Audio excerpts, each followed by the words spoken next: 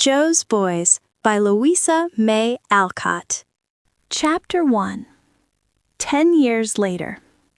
If anyone had told me what wonderful changes were to take place here in 10 years, I wouldn't have believed it, said Mrs. Jo to Mrs. Meg as they sat on the piazza at Plumfield one summer day, looking about them with faces full of pride and pleasure.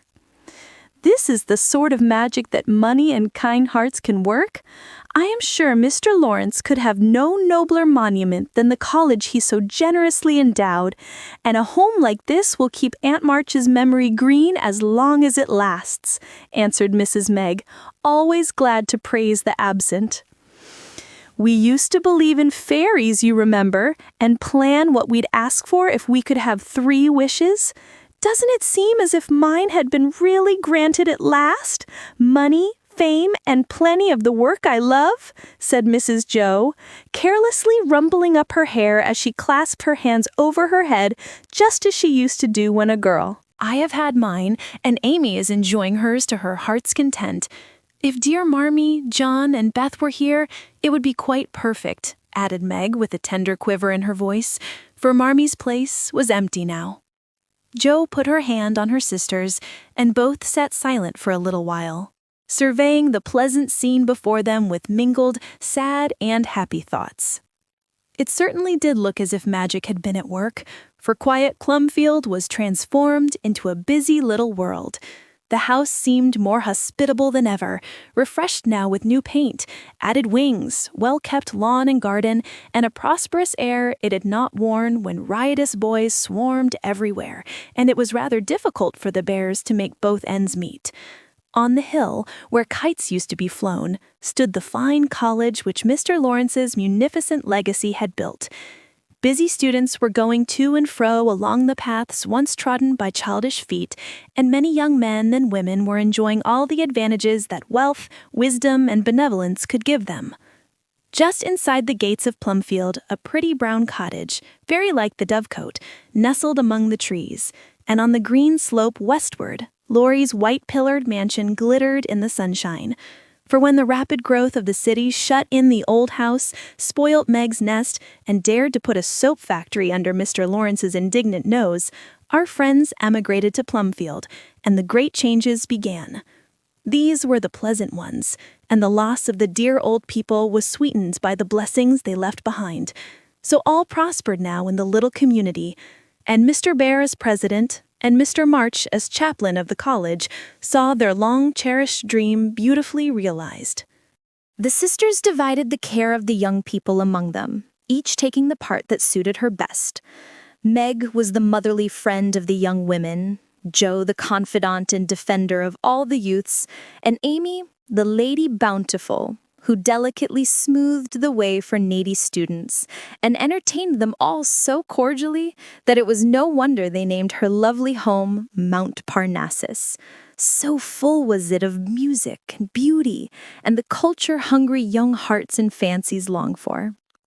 The original 12 boys had, of course, scattered far and wide during these years, but all that lived still remembered old Plumfield and came wandering back from the 4 quarters of the earth to tell their various experiences, laugh over the pleasures of the past, and face the duties of the present with fresh courage.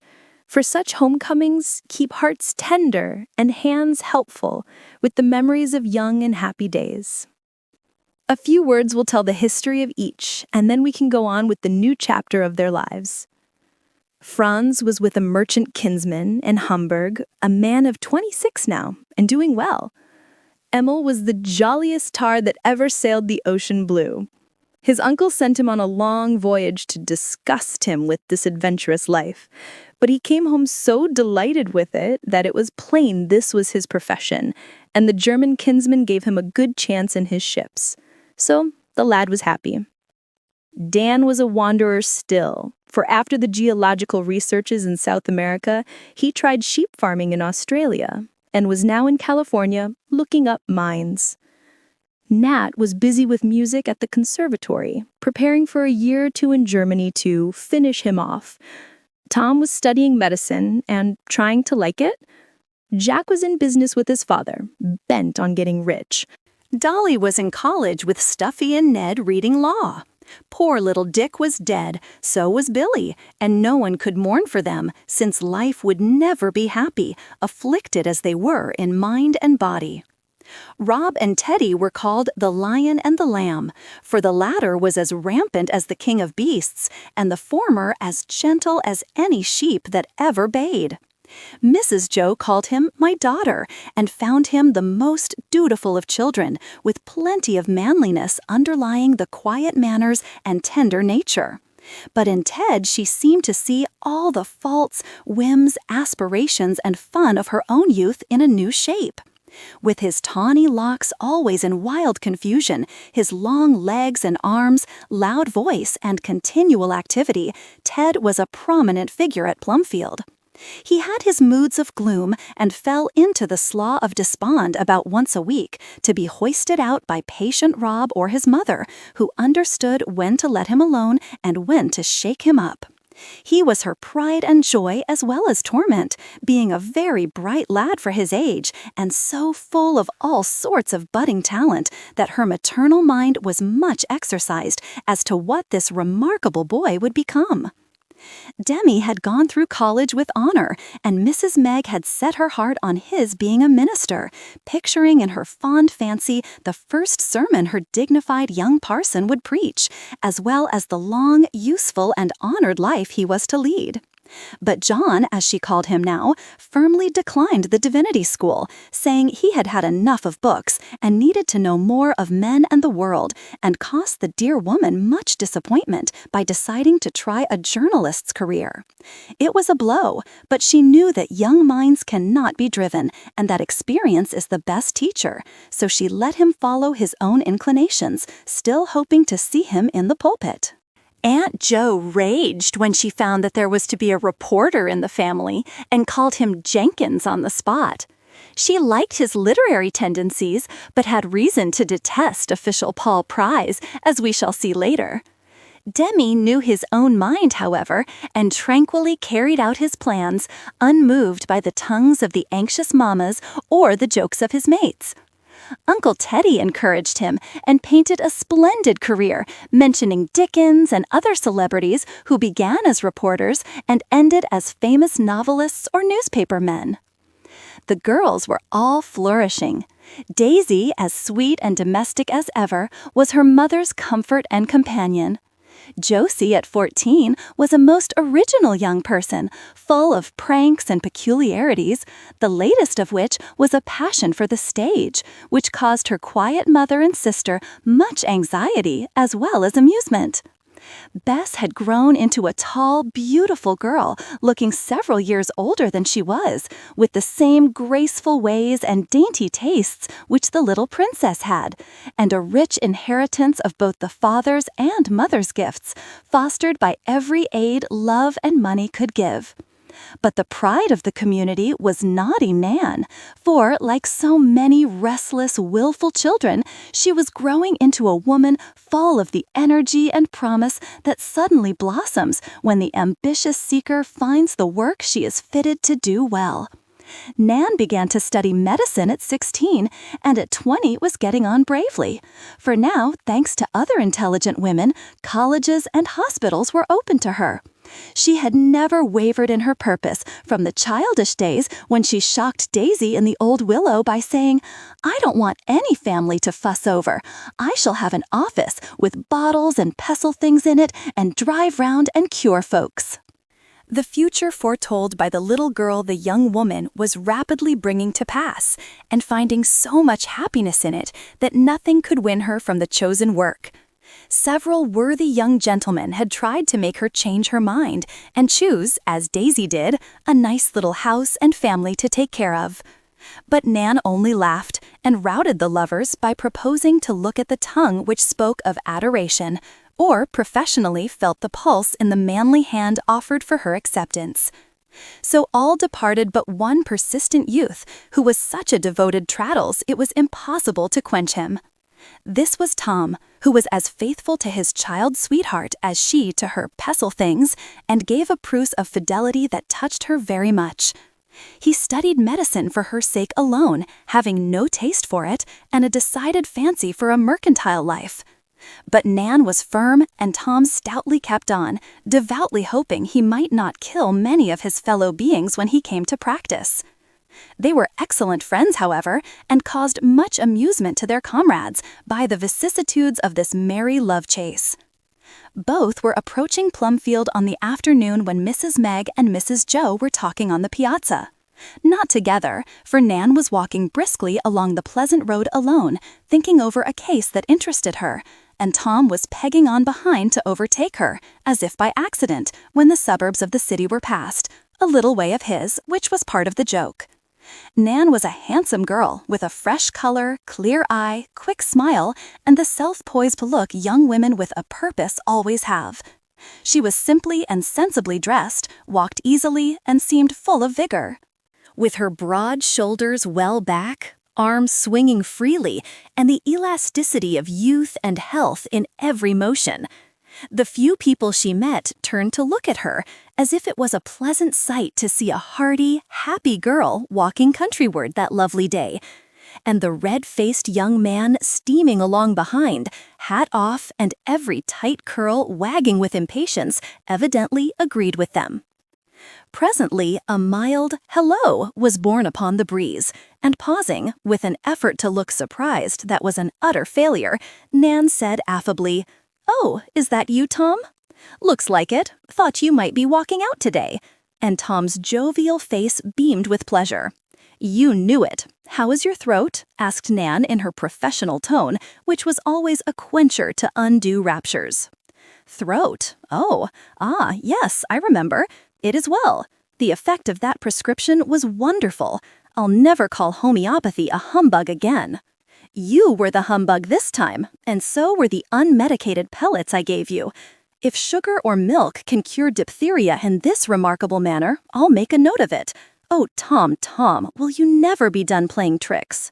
Oh, Nan, will you never be done getting the better of me?" And the merry pair laughed at one another, just as they did in the old times, which always came back freshly when they went to Plumfield. "Well, I knew I shouldn't see you for a week if I didn't scare up some excuse for a call at the office. You are so desperately busy all the time, I never get a word," explained Tom. "You ought to be busy too, and above such nonsense. Really, Tom, if you don't give your mind to your lectures, you'll never get on," said Nan soberly. "I have quite enough of them as it is," answered Tom with an air of disgust. "A fellow must lark a bit after dissecting corpuses all day. I can't stand it long at a time, though some people seem to enjoy it immensely." "Then why not leave it and do what suits you better? I always thought it a foolish thing, you know," said Nan, with a trace of anxiety in the keen eyes that searched for signs of illness in a face as ruddy as a Baldwin apple. "You know why I chose it, and why I shall stick to it if it kills me. I may not look delicate, but I've a deep-seated heart complaint, and it will carry me off sooner or later. For only one doctor in the world can cure it, and she won't." There was an air of pensive resignation about Tom that was both comic and pathetic, for he was in earnest and kept on giving hints of this sort without the least encouragement. Nan frowned, but she was used to it and knew how to treat him. She is curing it in the best and only way, but a more refractory patient never lived. "Did you go to that ball as I directed?" "I did." "And devote yourself to pretty Miss West?" "Danced with her the whole evening." "No impression made on that susceptible organ of yours?" "Not the slightest.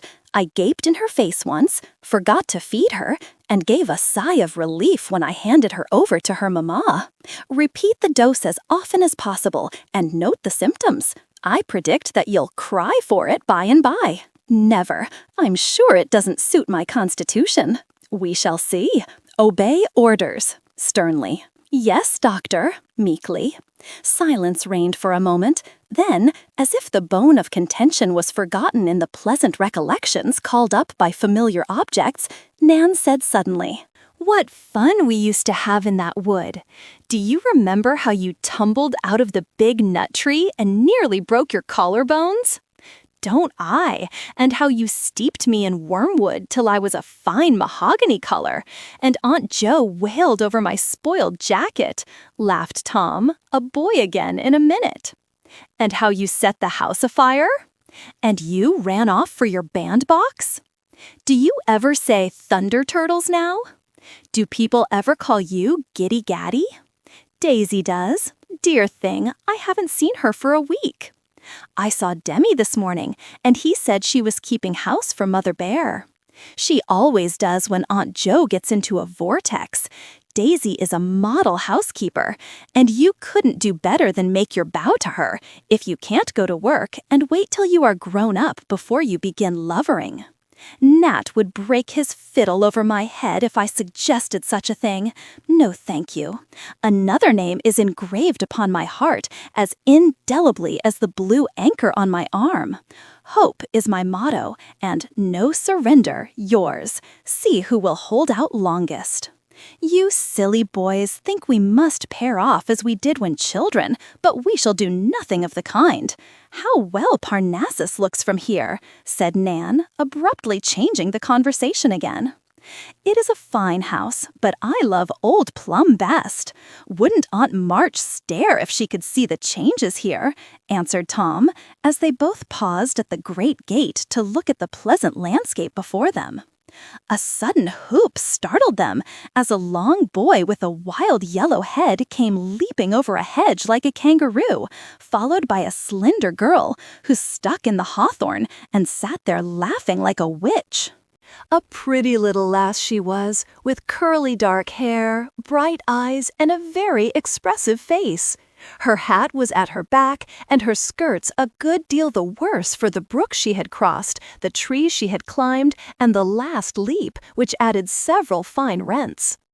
"Take me down, Nan, please. Tom, hold Ted. He's got my book, and I will have it," called Josie from her perch, not at all daunted by the appearance of her friends. Tom promptly collared the thief, while Nan picked Josie from among the thorns and set her on her feet without a word of reproof, for having been a rump in her own girlhood, she was very indulgent to like tastes in others. "What's the matter, dear?" she asked, pinning up the longest rip, while Josie examined the scratches on her hands. "I was studying my part in the willow, and Ted came slyly up and poked the book out of my hands with his rod. It fell in the brook, and before I could scrabble down, he was off. You wretch, give it back this moment, or I'll box your ears," cried Josie, laughing and scolding in the same breath. Escaping from Tom, Ted struck a sentimental attitude, and with tender glances at the wet, torn young person before him, delivered Claude Molnot's famous speech in a lackadaisical way that was irresistibly funny, ending with, "Dost like the picture, love?" as he made an object of himself by tying his long legs in a knot and distorting his face horribly. The sound of applause from the piazza put a stop to these antics, and the young folks went up the avenue together, very much in the old style, when Tom drove four in hand and Nan was the best horse in the team. Rosy, breathless, and merry, they greeted the ladies and sat down on the steps to rest. Aunt Meg sewing up her daughter's rags, while Mrs. Jo smoothed the lion's mane and rescued the book. Daisy appeared in a moment to greet her friend, and all began to talk. "Muffins for tea. Better stay and eat 'em. Daisies never fail," said Ted hospitably. "He's a judge. He ate 9 last time. That's why he's so fat," added Josie, with a withering glance at her cousin, who was as thin as a lath. "I must go and see Lucy Dove. She has a whitlow, and it's time to lance it. I'll tea at college," answered Nan, feeling in her pocket to be sure she had not forgotten her case of instruments. "Thanks, I'm going there also. Tom Merriweather has granulated lids, and I promised to touch them up for him, save a doctor's fee, and be good practice for me. I'm clumsy with my thumbs," said Tom, bound to be near his idol while he could. "Hush, Daisy doesn't like to hear you sawbones talk of your work. Muffins suit us better," and Ted grinned sweetly with a view to future favors in the eating line. "Any news of the Commodore?" asked Tom. "He is on his way home, and Dan hopes to come soon. I long to see my boys together and have begged the wanderers to come to Thanksgiving, if not before," answered Mrs. Jo, beaming at the thought. "They'll come, every man of them if they can. Even Jack will risk losing $1 for the sake of one of our jolly old dinners," laughed Tom. "There's the turkey fattening for the feast. I never chase him now, but feed him well, and he's swelling visibly, bless his drumsticks," said Ted, pointing out the doomed fowl proudly parading in a neighboring field. "If Nat goes the last of the month, we shall want a farewell frolic for him.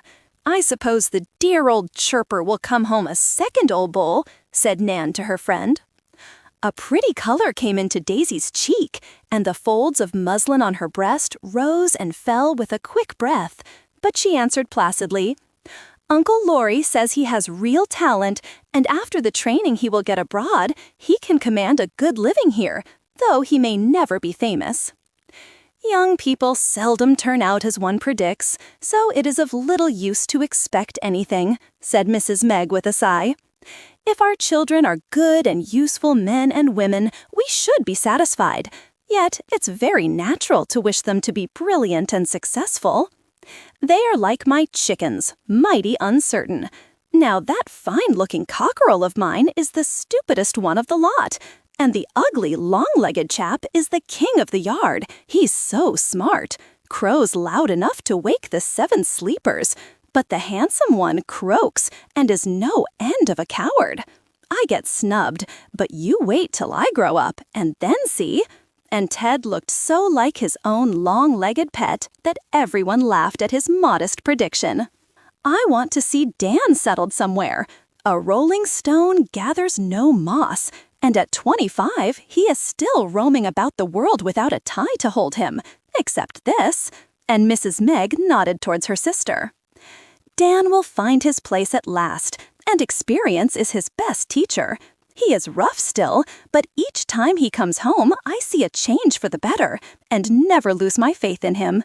He may never do anything great, or get rich, but if the wild boy makes an honest man, I'm satisfied, said Mrs. Jo, who always defended the black sheep of her flock. That's right, Mother. Stand by Dan. He's worth a dozen Jackson Neds bragging about money and trying to be swells. You see if he doesn't do something to be proud of and take the wind out of their sails, added Ted, whose love for his Danny was now strengthened by a boy's admiration for the bold, adventurous man. Hope so, I'm sure. He's just the fellow to do rash things and come to glory, climbing the Matterhorn, taking a header into Niagara, or finding a big nugget.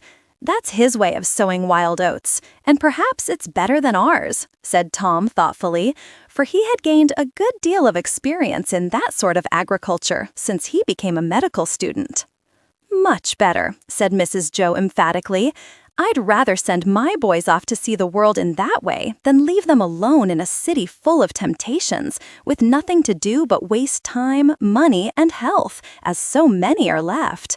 Dan has to work his way, and that teaches him courage, patience, and self-reliance. I don't worry about him as much as I do about George and Dolly at college, no more fit than 2 babies to take care of themselves. How about John? He's knocking round town as a newspaper man, reporting all sorts of things, from sermons to prize fights, asked Tom, who thought that sort of life would be much more to his own taste than medical lectures and hospital wards. Demi has 3 safeguards: good principles, refined tastes, and a wise mother. He won't come to harm, and these experiences will be useful to him when he begins to write, as I'm sure he will in time, began Mrs. Jo in her prophetic tone, for she was anxious to have some of her geese turn out swans. Speak of Jenkins, and you'll hear the rustling of his paper, cried Tom, as a fresh-faced, brown-eyed young man came up the avenue, waving a newspaper over his head. Here's your Evening Tatler, latest edition. Awful murder, bank clerk absconded, powder mill explosion, and great strike of the Latin schoolboys, roared Ted, going to meet his cousin with the graceful gait of a young giraffe. "The Commodore is in and will cut his cable and run before the wind as soon as he can get off," called Demi with a nice derangement of nautical epitaphs as he came up smiling over his good news. Everyone talked together for a moment, and the paper passed from hand to hand that each eye might rest on the pleasant fact that the Brenda from Hamburg was safe in port. "He'll come lurching out by tomorrow with his usual collection of marine monsters and lively yarns. I saw him, jolly and tarry and brown as a coffee berry. Had a good run and hopes to be second mate, as the other chap is laid up with a broken leg," added Demi. "Wish I had the setting of it," said Nan to herself with a professional twist of her hand. "How's Franz?" asked Mrs. Jo. "He's going to be married. There's news for you. The first of the flock, Auntie, so say goodbye to him. Her name is Ludmilla Heldegard Blumenthal. Good family, well off, pretty, and of course an angel. The dear old boy wants Uncle's consent, and then he will settle down to be a happy and an honest burgher. Long life to him." "I'm glad to hear it. I do so like to settle my boys with a good wife and a nice little home. Now, if all is right, I shall feel as if Franz was off my mind," said Mrs. Jo, folding her hands contentedly. For she often felt like a distracted hen with a large brood of mixed chickens and ducks upon her hands. "So do I," sighed Tom with a sly glance at Nan. "That's what a fellow needs to keep him steady. And it's the duty of nice girls to marry as soon as possible, isn't it, Demi? If there are enough nice fellows to go round. The female population exceeds the male, you know, especially in New England, which accounts for the high state of culture we are in, perhaps," answered John, who was leaning over his mother's chair, telling his day's experiences in a whisper. "It is a merciful provision, my dears, for it takes 3 or 4 women to get each man into, through, and out of the world. You are costly creatures, boys, and it is well that mothers, sisters, wives, and daughters love their duty and do it so well, or you would perish off the face of the earth," said Mrs. Jo solemnly as she took up a basket filled with dilapidated hose, for the good professor was still hard on his socks, and his sons resembled him in that respect. Such being the case, there is plenty for the superfluous women to do in taking care of these helpless men and their families. I see that more clearly every day, and am very glad and grateful that my profession will make me a useful, happy, and independent spinster." Nan's emphasis on the last word caused Tom to groan and the rest to laugh. "I take great pride and solid satisfaction in you, Nan, and hope to see you very successful, for we do need just such helpful women in the world. I sometimes feel as if I've missed my vocation and ought to have remained single. But my duty seemed to point this way, and I don't regret it," said Mrs. Jo, folding a large and very ragged blue sock to her bosom. "Neither do I. What should I ever have done without my dearest Mum?" added Ted, with a filial hug which caused both to disappear behind the newspaper in which he had been mercifully absorbed for a few minutes. "My darling boy, if you would wash your hands semi-occasionally, fond caresses would be less disastrous to my collar. Never mind, my precious Tusslehead. Better grass stains and dirt than no cuddlings at all." And Mrs. Jo emerged from that brief eclipse looking much refreshed, though her back hair was caught in Ted's buttons and her collar under one ear. Here, Josie, who had been studying her part at the other end of the piazza, suddenly burst forth with a smothered shriek and gave Juliet's speech in the tomb so effectively that the boys applauded, Daisy shivered, and Nan murmured, "Too much cerebral excitement for one of her age." "I'm afraid you'll have to make up your mind to it, Meg. That child is a born actress. We never did anything so well, not even The Witch's Curse," said Mrs. Jo, casting a bouquet of many-colored socks at the feet of her flushed and panting niece when she fell gracefully upon the doormat. It is a sort of judgment upon me for my passion for the stage when a girl. Now I know how dear Marmee felt when I begged to be an actress. I never can consent, and yet I may be obliged to give up my wishes, hopes, and plans again." There was an accent of reproach in his mother's voice, which made Demi pick up his sister with a gentle shake and the stern command to drop that nonsense in public. "Drop me, minion, or I'll give you the maniac bride with my best ha-ha," cried Josie, glaring at him like an offended kitten. Being set on her feet, she made a splendid courtesy, and dramatically proclaiming, "Mrs. Woffington's carriage waits," swept down the steps and round the corner, trailing Daisy's scarlet shawl majestically behind her. "Isn't she great fun? I couldn't stop in this dull place if I hadn't that child to make it lively for me. If ever she turns prim, I'm off, so mind how you nip her in the bud," said Teddy, frowning at Demi, who was now writing out shorthand notes on the steps. "You two are a team, and it takes a strong hand to drive you, but I rather like it. Josie ought to have been my child, and Rob yours, Meg. Then your house would have been all peace, and mine all bedlam. Now I must go and tell Laurie the news. Come with me, Meg. A little stroll will do us good." And sticking Ted's straw hat on her head, Mrs. Jo walked off with her sister, leaving Daisy to attend to the muffins, Ted to appease Josie, and Tom and Nan to give their respective patients a very bad quarter of an hour. Chapter 2, Parnassus. It was well named, and the muses seemed to be at home that day. For as the newcomers went up the slope, appropriate sights and sounds greeted them. Passing an open window, they looked in upon a library presided over by Cleo, Calliope, and Urania. Melpomene and Thalia were disporting themselves in the hall, where some young people were dancing and rehearsing a play. Erato was walking in the garden with her lover, and in the music room, Phoebus himself was drilling a tuneful choir. A mature Apollo was our old friend Laurie, but comely and genial as ever, for time had ripened the freakish boy into a nobleman. Care and sorrow, as well as ease and happiness, had done much for him, and the responsibility of carrying out his grandfather's wishes had been a duty most faithfully performed. Prosperity suits some people, and they blossom best in a glow of sunshine. Others need the shade and are the sweeter for a touch of frost. Laurie was one of the former sort, and Amy was another. So life had been a kind of poem to them since they married, not only harmonious and happy, but earnest, useful, and rich in the beautiful benevolence which can do so much when wealth and wisdom go hand in hand with charity.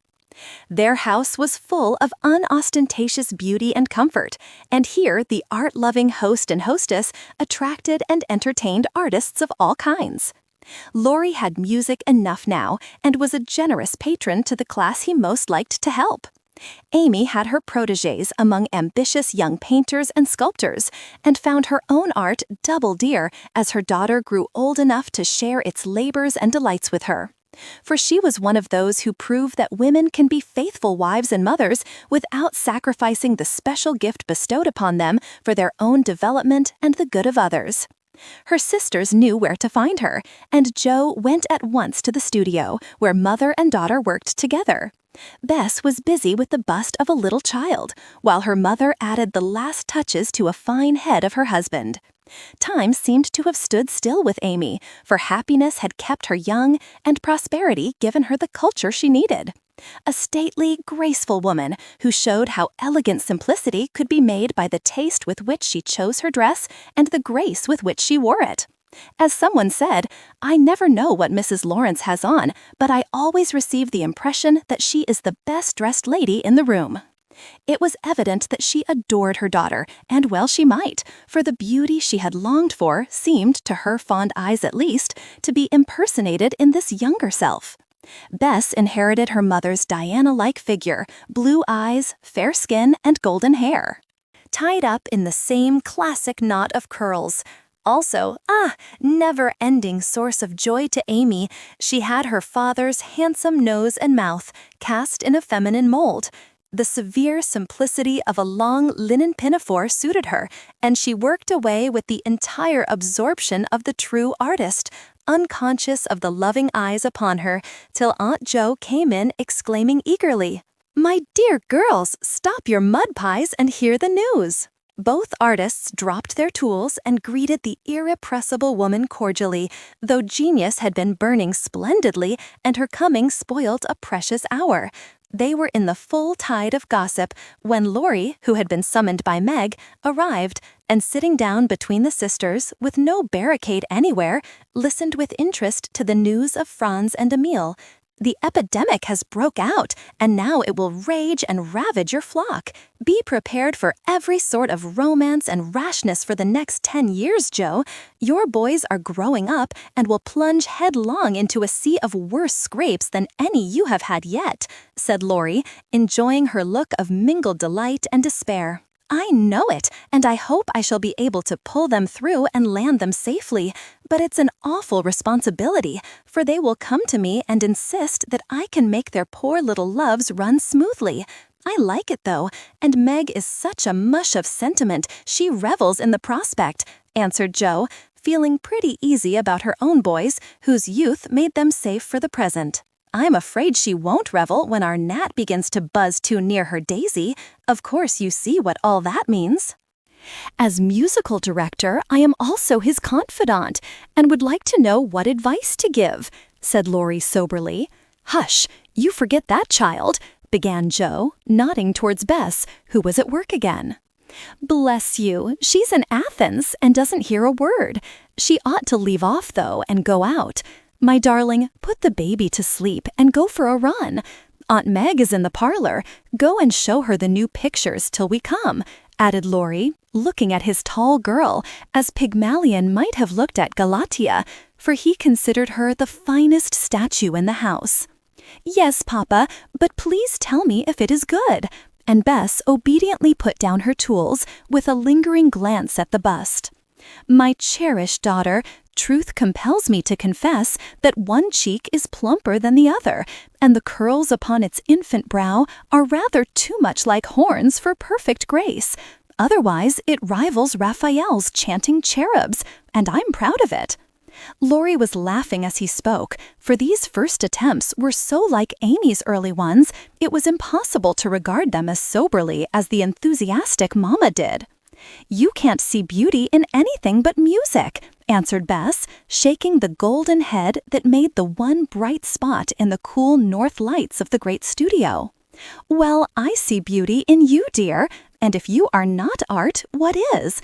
I wish to put a little more nature into you and get you away from this cold clay and marble into the sunshine, to dance and laugh as the others do. I want a flesh and blood girl, not a sweet statue in a gray pinafore who forgets everything but her work." As he spoke, 2 dusty hands came round his neck, and Bess said earnestly, punctuating her words with soft touches of her lips, "I never forget you, Papa, but I do want to do something beautiful that you may be proud of me by and by. Mama often tells me to stop, but when we get in here, we forget there is any world outside. We are so busy and so happy. Now I'll go and run and sing and be a girl to please you." And throwing away the apron, Bess vanished from the room, seeming to take all the light with her. "I'm glad you said that. The dear child is too much absorbed in her artistic dreams for one so young. It is my fault, but I sympathize so deeply in it all, I forget to be wise," sighed Amy, carefully covering the baby with a wet towel. "I think this power of living in our children is one of the sweetest things in the world, but I try to remember what Marmee once said to Meg, that fathers should have their share in the education of both girls and boys. So I leave Ted to his father all I can, and Fritz lends me Rob, whose quiet ways are as restful and good for me as Ted's tempests are for his father. Now I advise you, Amy, to let Bess drop the mud pies for a time and take up music with Laurie. Then she won't be one-sided, and he won't be jealous." "Here, here, a Daniel, a very Daniel," cried Laurie, well pleased. "I thought you'd lend a hand, Jo, and say a word for me. I am a little jealous of Amy, and want more of a share in my girl. Come, my lady, let me have her this summer, and next year, when we go to Rome, I'll give her up to you and high art. Isn't that a fair bargain?" "I agree, but in trying your hobby, nature, with music thrown in, don't forget that, though only 15, our Bess is older than most girls of that age and cannot be treated like a child. She is so very precious to me. I feel as if I wanted to keep her always as pure and beautiful as the marble she loves so well." Amy spoke regretfully as she looked about the lovely room where she had spent so many happy hours with this dear child of hers. "Turn and turn about is fair play," as we used to say when we all wanted to ride on Ellentree or wear the russet boots, said Jo briskly. "So you must share your girl between you and see who will do the most for her." "We will," answered the fond parents, laughing at the recollections Jo's proverb brought up to them. "How I did used to enjoy bouncing on the limbs of that old apple tree. No real horse ever gave me half the pleasure or the exercise," said Amy, looking out of the high window as if she saw the dear old orchard again and the little girls at play there. "And what fun I had with those blessed boots," laughed Jo. "I've got the relics now. The boys reduced them to rags, but I love them still, and would enjoy a good theatrical stalk in them if it were possible." "My fondest memories twine about the warming pan and the sausage. What larks we had, and how long ago it seems," said Laurie, staring at the two women before him as if he found it hard to realize that they ever had been little Amy and riotous Jo. "Don't suggest that we are growing old, my lord. We have only bloomed, and a very nice bouquet we make with our buds about us," answered Mrs. Amy, shaking out the folds of her rosy muslin with much the air of dainty satisfaction the girl used to show in a new dress. "Not to mention our thorns and dead leaves," added Jo with a sigh, for life had never been very easy to her, and even now she had her troubles both within and without. "Come and have a dish of tea, old dear, and see what the young folks are about. You are tired and want to be stayed with flagons and comforted with apples," said Laurie, offering an arm to each sister and leading them away to afternoon tea, which flowed as freely on Parnassus as the nectar of old. They found Meg in the summer parlor, an airy and delightful room, full now of afternoon sunshine and the rustle of trees, for the 3 long windows opened on the garden. The great music room was at one end, and at the other, in a deep alcove hung with purple curtains, a little household shrine had been made. 3 portraits hung there, 2 marble busts stood in the corners, and a couch, an oval table with its urn of flowers, were the only articles of furniture the nook contained. The busts were John Brooke and Beth, Amy's work, both excellent likenesses, and both full of the placid beauty which always recalls the saying that clay represents life, plaster, death, marble, immortality. On the right, as became the founder of the house, hung the portrait of Mr. Lawrence, with its expression of mingled pride and benevolence, as fresh and attractive as when he caught the girl Jo admiring it. Opposite was Aunt March, a legacy to Amy, in an imposing turban, immense sleeves, and long mittens decorously crossed on the front of her plum-colored satin gown. Time had mellowed the severity of her aspect, and the fixed regard of the handsome old gentleman opposite seemed to account for the amiable simper on lips that had not uttered a sharp word for years. In the place of honor, with the sunshine warm upon it, and a green garland always round it, was Marmie's beloved face, painted with grateful skill by a great artist whom she had befriended when poor and unknown. So beautifully lifelike was it that it seemed to smile down upon her daughters, saying cheerfully, "Be happy, I am with you still." The 3 sisters stood a moment looking up at the beloved picture with eyes full of tender reverence and the longing that never left them. for this noble mother had been so much to them that no one could ever fill her place. Only 2 years since she had gone away to live and love anew, leaving such a sweet memory behind her that it was both an inspiration and a comforter to all the household. They felt this as they drew closer to one another, and Laurie put it into words as he said earnestly, "I can ask nothing better for my child than that she may be a woman like our mother. Please God, she shall be, if I can do it, for I owe the best I have to this dear saint." Just then a fresh voice began to sing Ave Maria in the music room, and Bess unconsciously echoed her father's prayer for her as she dutifully obeyed his wishes. The soft sound of the air Marmee used to sing led the listeners back into the world again from that momentary reaching after the loved and lost, and they sat down together near the open windows enjoying the music, while Laurie brought them tea, making the little service pleasant by the tender care he gave to it. Nat came in with Demi, soon followed by Ted and Josie, the professor and his faithful Rob, all anxious to hear more about the boys. The rattle of cups and tongues grew brisk, and the setting sun saw a cheerful company resting in the bright room after the varied labors of the day. Professor Bhaer was gray now, but robust and genial as ever, for he had the work he loved and did it so heartily that the whole college felt his beautiful influence. Rob was as much like him as it was possible for a boy to be, and was already called the young professor. He so adored study and closely imitated his honored father in all ways. "Well, heart's dearest, we go to have our boys again, all 2, and may rejoice greatly," said Mr. Bhaer, seating himself beside Jo with a beaming face and a handshake of congratulation. "Oh, Fritz, I'm so delighted about Emil, and if you approve about Franz also. Did you know Ludmilla? Is it a wise match?" asked Mrs. Jo, handing him her cup of tea and drawing closer, as if she welcomed her refuge in joy as well as sorrow. "It all goes well. I saw the Mädchen when I went over to place Franz. A child then, but most sweet and charming. Blumenthal is satisfied, I think, and the boy will be happy. He is too German to be content away from Vaterland, so we shall have him as a link between the new and the old, and that pleases me much. And Emil, he is to be second mate next voyage. Isn't that fine? I'm so happy that both your boys have done well.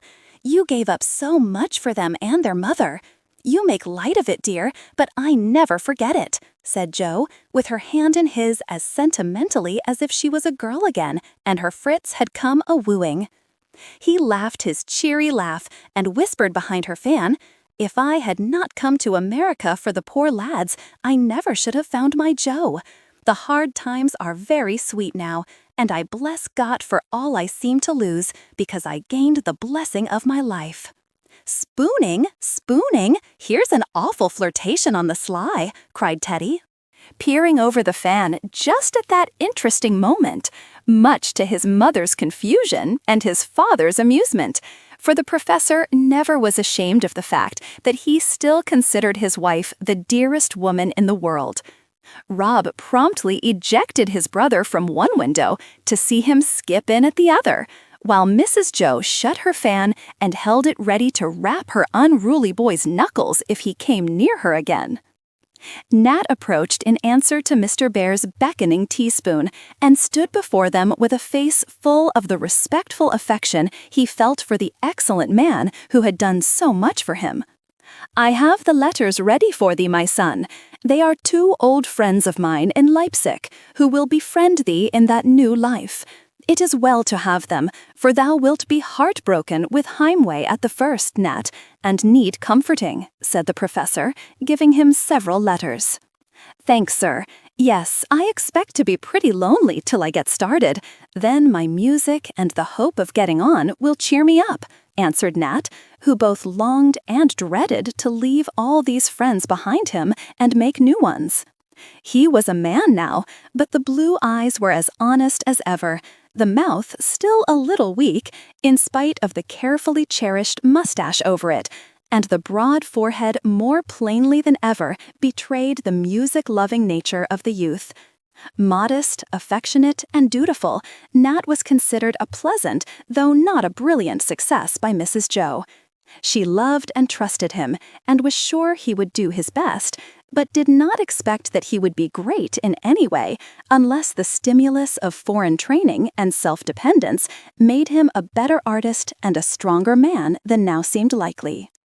"I've marked all your things, or rather Daisy did, and as soon as your books are collected, we can see about the packing," said Mrs. Jo, who was so used to fitting boys off for all quarters of the globe that a trip to the North Pole would not have been too much for her. Nat grew red at mention of that name, or was it the last glow of sunset on his rather pale cheek? And his heart beat happily at the thought of the dear girl working N's and B's on his humble socks and handkerchiefs. For Nat adored Daisy, and the cherished dream of his life was to earn a place for himself as a musician and win this angel for his wife. This hope did more for him than the professor's counsels, Mrs. Jo's care, or Mr. Laurie's generous help. For her sake he worked, waited, and hoped, finding courage and patience in the dream of that happy future when Daisy should make a little home for him and he fiddle a fortune into her lap. Mrs. Jo knew this, and though he was not exactly the man she would have chosen for her niece, she felt that Nat would always need just the wise and loving care Daisy could give him, and that without it there was danger of his being one of the amiable and aimless men who fail for want of the right pilot to steer them safely through the world. Mrs. Meg decidedly frowned upon the poor boy's love, and would not hear of giving her dear girl to any but the best man to be found on the face of the earth. She was very kind, but as firm as such gentle souls can be, and Nat fled for comfort to Mrs. Jo, who always espoused the interests of her boys heartily. A new set of anxieties was beginning now that the aforesaid boys were growing up, and she foresaw no end of worry as well as amusement in the love affairs already budding in her flock. Mrs. Meg decidedly frowned upon the poor boy's love, and would not hear of giving her dear girl to any but the best man to be found on the face of the earth. She was very kind, but as firm as such gentle souls can be, and Nat fled for comfort to Mrs. Jo, who always espoused the interests of her boys heartily. A new set of anxieties was beginning now that the aforesaid boys were growing up, and she foresaw no end of worry as well as amusement in the love affairs already budding in her flock. Mrs. Meg was usually her best ally and advisor, for she loved romances as well now as when a blooming girl herself. But in this case, she hardened her heart and would not hear a word of entreaty. Nat was not man enough, never would be. No one knew his family. A musician's life was a hard one. Daisy was too young, 5 or 6 years hence, when time had proved both, perhaps. Let us see what absence will do for him. And that was the end of it, for when the maternal pelican was roused, she could be very firm, though for her precious children she would have plucked her last feather and given the last drop of her blood. Mrs. Jo was thinking of this as she looked at Nat while he talked with her husband about Leipzig, and she resolved to have a clear understanding with him before he went, for she was used to confidences and talked freely with her boys about the trials and temptations that beset all lives in the beginning and so often mar them for want of the right word at the right moment. This is the first duty of parents, and no false delicacy should keep them from the watchful care, the gentle warning, which makes self-knowledge and self-control the compass and pilot of the young as they leave the safe harbor of home. "Plato and his disciples approach," announced irreverent Teddy as Mr. March came in with several young men and women about him, for the wise old man was universally beloved and ministered so beautifully to his flock that many of them thanked him all their lives for the help given to both hearts and souls. Bess went to him at once, for since Marmee died, Grandpa was her special care, and it was sweet to see the golden head bend over the silver one as she rolled out his easy chair and waited on him with tender alacrity. "Aesthetic tea always on tap here, sir. Will you have a flowing bowl or a bit of ambrosia?" asked Laurie, who was wandering about with a sugar basin in one hand and a plate of cake in the other, for sweetening cups and feeding the hungry was work he loved. "Neither, thanks. This child has taken care of me." And Mr. March turned to Bess, who sat on one arm of his chair, holding a glass of fresh milk. "Long may she live to do it, sir, and I be here to see this pretty contradiction of the song that youth and age cannot live together," answered Laurie, smiling at the pair. "Crabbed age, Papa, that makes all the difference in the world," said Bess quickly, for she loved poetry and read the best. "Wouldst thou see fresh roses grow in a reverend bed of snow?" quoted Mr. March, as Josie came and perched on the other arm, looking like a very thorny little rose, for she had been having a hot discussion with Ted and had got the worst of it.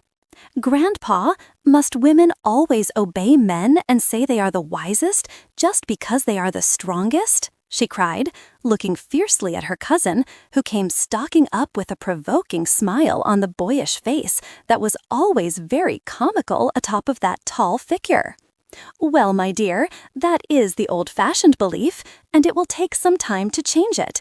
But I think the woman's hour has struck, and it looks to me as if the boys must do their best, for the girls are abreast now and may reach the goal first," answered Mr. March, surveying with paternal satisfaction the bright faces of the young women who were among the best students in the college. "The poor little Atalantas are sadly distracted and delayed by the obstacles thrown in their way. Not golden apples by any means, but I think they will stand a fair chance when they have learned to run better," laughed Uncle Laurie, stroking Josie's breezy hair, which stood up like the fur of an angry kitten. "Whole barrels of apples won't stop me when I start, and a dozen Teds won't trip me up, though they may try. I'll show him that a woman can act as well, if not better than a man. It has been done and will be again, and I'll never own that my brain isn't as good as his, though it may be smaller," cried the excited young person. "If you shake your head in that violent way, you'll addle what brains you have got, and I'd take care of 'em if I were you," began teasing Ted. "What started this civil war?" asked Grandpapa, with a gentle emphasis on the adjective, which caused the combatants to calm their ardor a little.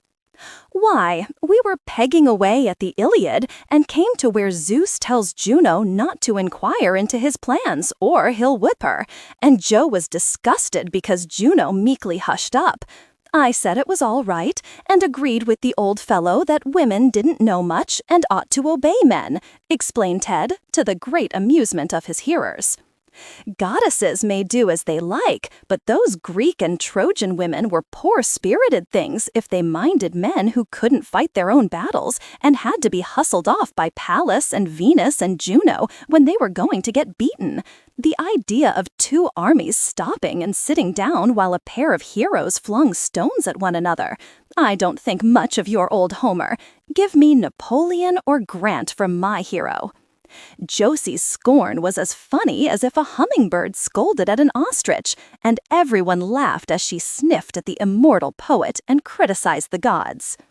"Napoleon's Juno had a nice time, didn't she? That's just the way girls argue, first one way and then the other," jeered Ted. "Like Johnson's young lady, who was not categorical, but all wiggle-waggle," added Uncle Laurie, enjoying the battle immensely. "I was only speaking of them as soldiers, but if you come to the woman's side of it, wasn't Grant a kind husband and Mrs. Grant a happy woman? He didn't threaten to whip her if she asked a natural question. And if Napoleon did do wrong about Josephine, he could fight and didn't want any Minerva to come fussing over him. They were a stupid set, from dandified Paris to Achilles sulking in his ships, and I won't change my opinion for all the Hectors and Agamemnons in Greece, said Josie, still unconquered. You can fight like a Trojan, that's evident, and we will be the two obedient armies looking on while you and Ted have it out, began Uncle Laurie, assuming the attitude of a warrior leaning on his spear. I fear we must give it up, for Pallas is about to descend and carry off our Hector, said Mr. March, smiling as Jo came to remind her son that supper time was near. We will fight it out later when there are no goddesses to interfere, said Teddy, as he turned away with unusual alacrity, remembering the treat in store. Conquered by a muffin, by Jove, called Josie after him, exulting in an opportunity to use the classical exclamation forbidden to her sex. But Ted shot a Parthian arrow as he retired in good order by replying with a highly virtuous expression, "Obedience is a soldier's first duty." Bent on her woman's privilege of having the last word, Josie ran after him, but never uttered the scathing speech upon her lips, for a very brown young man in a blue suit came leaping up the steps with a cheery, "Ahoy, ahoy! Where is everybody?" "Emil, Emil!" cried Josie, and in a moment Ted was upon him, and the late enemies ended their fray in a joyful welcome to the newcomer. Muffins were forgotten, and towing their cousin like two fussy little tugs with a fine merchantman, the children returned to the parlor, where Emil kissed all the women and shook hands with all the men except his uncle. Him he embraced in the good old German style, to the great delight of the observers. "Didn't think I could get off today, but found I could, and steered straight for Old Plum. Not a soul there, so I luffed and bore away for Parnassus, and here is every man jack of you. Bless your hearts, how glad I am to see you all!" exclaimed the sailor boy, beaming at them as he stood with his legs apart as if he still felt the rocking deck under his feet. "You ought to shiver your timbers, not bless our hearts, Emil. It's not nautical at all." "Oh, how nice and shippy and tarry you do smell," said Josie, sniffing at him with great enjoyment of the fresh sea odors he brought with him. This was her favorite cousin, and she was his pet, so she knew that the bulging pockets of the blue jacket contained treasures for her at least. "Avast, my hearty, and let me take soundings before you dive," laughed Emil, understanding her affectionate caresses and holding her off with one hand, while with the other he rummaged out sundry foreign little boxes and parcels marked with different names, and handed them round with appropriate remarks, which caused much laughter, for Emil was a wag. "There's a hawser that will hold our little cockboat still about 5 minutes," he said, throwing a necklace of pretty pink coral over Josie's head. "And here's something the mermaid sent to Undine," he added, handing Bess a string of pearly shells on a silver chain. "Avast, my hearty, and let me take soundings before you dive," laughed Emil, understanding her affectionate caresses and holding her off with one hand, while with the other he rummaged out sundry foreign little boxes and parcels marked with different names, and handed them round with appropriate remarks, which caused much laughter, for Emil was a wag. "There's a hawser that will hold our little cockboat still about 5 minutes," he said, throwing a necklace of pretty pink coral over Josie's head. "And here's something the mermaid sent to Undine," he added, handing Bess a string of pearly shells on a silver chain. "I thought Daisy would like a fiddle, and Nat can find her a bow," continued the sailor with a laugh as he undid a dainty filigree brooch in the shape of a violin. "I know she will, and I'll take it to her," answered Nat as he vanished, glad of an errand and sure that he could find Daisy, though Emil had missed her. Emil chuckled and handed out a quaintly carved bear whose head opened, showing a capacious inkstand. This he presented with a scrape to Aunt Jo. "Knowing your fondness for these fine animals, I brought this one to your pen." "Very good, Commodore. Try again," said Mrs. Jo, much pleased with her gift, which caused the professor to prophesy works of Shakespeare from its depths. So great would be the inspiration of the beloved Bruin. "As Aunt Meg will wear caps in spite of her youth, I got Ludmilla to get me some bits of lace. Hope you'll like 'em." And out of a soft paper came some filmy things, one of which soon lay like a net of snowflakes on Mrs. Meg's pretty hair. "I couldn't find anything swell enough for Aunt Amy because she has everything she wants, so I brought a little picture that always makes me think of her when Bess was a baby." And he handed her an oval ivory locket on which was painted a golden-haired Madonna with a rosy child folded in her blue mantle. "How lovely!" cried everyone, and Aunt Amy at once hung it about her neck on the blue ribbon from Bess's hair, charmed with her gift, for it recalled the happiest year of her life. "Now I flatter myself I've got just the thing for Nan, neat but not gaudy, a sort of sign, you see, and very appropriate for a doctor," said Emil, proudly displaying a pair of lava earrings shaped like little skulls. "Horrid!" And Bess, who hated ugly things, turned her eyes to her own pretty shells. "She won't wear earrings," said Josie.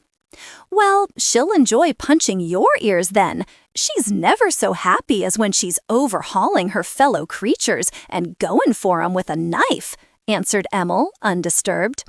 "I've got a lot of plunder for you fellows in my chest, but I knew I should have no peace till my cargo for the girls was unloaded. Now tell me all the news."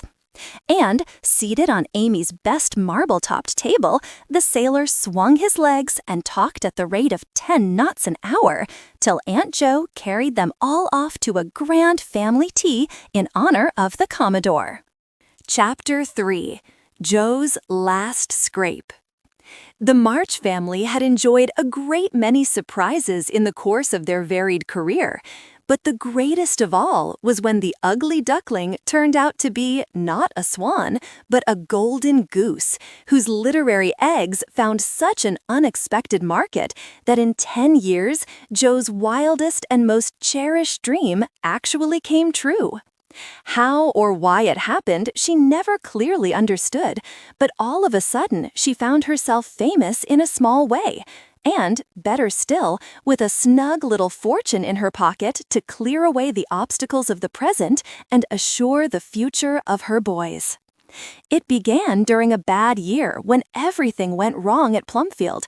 Times were hard, the school dwindled, Jo overworked herself and had a long illness. Laurie and Amy were abroad, and the Bhaers too proud to ask help even of those as near and dear as this generous pair. Confined to her room, Jo got desperate over the state of affairs, till she fell back upon the long-disused pen as the only thing she could do to help fill up the gaps in the income. A book for girls being wanted by a certain publisher, she hastily scribbled a little story describing a few scenes and adventures in the lives of herself and sisters, though boys were more in her line, and with very slight hopes of success, sent it out to seek its fortune. Things always went by contraries with Jo.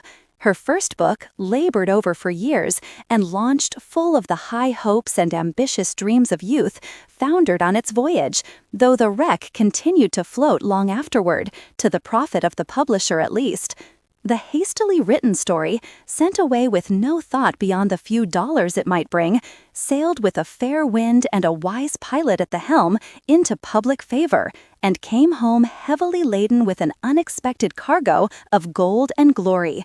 A more astonished woman probably never existed than Josephine Bhaer when her little ship came into port with flags flying, cannon that had been silent before now booming gaily, and, better than all, many kind faces rejoicing with her, many friendly hands grasping hers with cordial congratulations.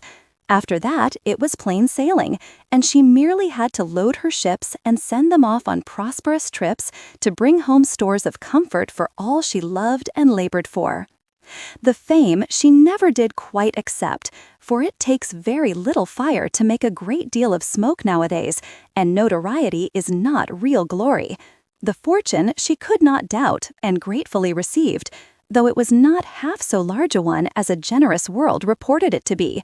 The tide having turned continued to rise and floated the family comfortably into a snug harbor where the older members could rest secure from storms and whence the younger ones could launch their boats for the voyage of life. All manner of happiness, peace, and plenty came in those years to bless the patient waiters, hopeful workers, and devout believers in the wisdom and justice of Him who sends disappointment, poverty, and sorrow to try the love of human hearts and make success the sweeter when it comes. The world saw the prosperity, and kind souls rejoiced over the improved fortunes of the family. But the success Jo valued most, the happiness that nothing could change or take away, few knew much about. It was the power of making her mother's last years happy and serene, to see the burden of care laid down forever, the weary hands at rest, the dear face untroubled by any anxiety, and the tender heart free to pour itself out in the wise charity which was its delight. As a girl, Jo's favorite plan had been a room where Marmee could sit in peace and enjoy herself after her hard, heroic life. Now the dream had become a happy fact, and Marmee sat in her pleasant chamber with every comfort and luxury about her, loving daughters to wait on her as infirmities increased, a faithful mate to lean upon, and grandchildren to brighten the twilight of life with their dutiful affection. A very precious time to all, for she rejoiced as only mothers can in the good fortunes of their children. She had lived to reap the harvest she sowed, had seen prayers answered, hopes blossom, good gifts bear fruit, peace and prosperity bless the home she had made, and then, like some brave, patient angel whose work was done, turned her face heavenward, glad to rest. This was the sweet and sacred side of the change, but it had its droll and thorny one, as all things have in this curious world of ours. After the first surprise, incredulity, and joy which came to Jo with the ingratitude of human nature, she soon tired of renown and began to resent her loss of liberty. For suddenly the admiring public took possession of her and all her affairs, past, present, and to come. Strangers demanded to look at her, question, advise, warn, congratulate, and drive her out of her wits by well-meant but very wearisome attentions. If she declined to open her heart to them, they reproached her. If she refused to endow her pet charities, relieve private wants, or sympathize with every ill and trial known to humanity, she was called hard-hearted, selfish, and haughty. If she found it impossible to answer the piles of letters sent her, she was neglectful of her duty to the admiring public. And if she preferred the privacy of home to the pedestal upon which she was requested to pose, the airs of literary people were freely criticized. She did her best for the children, they being the public for whom she wrote, and labored stoutly to supply the demand always in the mouths of voracious youth. More stories, more, right away. Her family objected to this devotion at their expense, and her health suffered. But for a time, she gratefully offered herself up on the altar of juvenile literature, feeling that she owed a good deal to the little friends in whose sight she had found favor after 20 years of effort. But a time came when her patience gave out, and, wearying of being a lion, she became a bear in nature as in name, and returning to her den, growled awfully when ordered out. Her family enjoyed the fun and had small sympathy with her trials, but Jo came to consider it the worst scrape of her life, for liberty had always been her dearest possession, and it seemed to be fast going from her. Living in a lantern soon loses its charm, and she was too old, too tired, and too busy to like it. She felt that she had done all that could reasonably be required of her when autographs, photographs, and autobiographical sketches had been sown broadcast over the land. When artists had taken her home in all its aspects, and reporters had taken her in the grim one she always assumed on these trying occasions, when a series of enthusiastic boarding schools had ravaged her grounds for trophies, and a steady stream of amiable pilgrims had worn her doorsteps with their respectful feet, when servants left after a week's trial of the bell that rang all day, when her husband was forced to guard her at meals, and the boys to cover her retreat out of back windows on certain occasions when enterprising guests walked in unannounced at unfortunate moments. A sketch of one day may perhaps explain the state of things, offer some excuse for the unhappy woman, and give a hint to the autograph fiend now rampant in the land, for it is a true tale. "There ought to be a law to protect unfortunate authors," said Mrs. Jo one morning soon after Emil's arrival, when the mail brought her an unusually large and varied assortment of letters. "To me, it is a more vital subject than international copyright, for time is money, peace is health, and I lose both with no return but less respect for my fellow creatures and a wild desire to fly into the wilderness, since I cannot shut my doors even in free America. Lion hunters are awful when in search of their prey. If they could change places for a while, it would do them good, and they'd see what bores they were when they do themselves the honor of calling to express their admiration of our charming work," quoted Ted with a bow to his parent, now frowning over 12 requests for autographs. "I have made up my mind on one point," said Mrs. Jo with great firmness. "I will not answer this kind of letter. I've sent at least 6 to this boy, and he probably sells them. This girl writes from a seminary, and if I send her one, all the other girls will at once write for more. All begin by saying they know they intrude, and that I am, of course, annoyed by these requests. But they venture to ask because I like boys, or they like the books, or it is only one.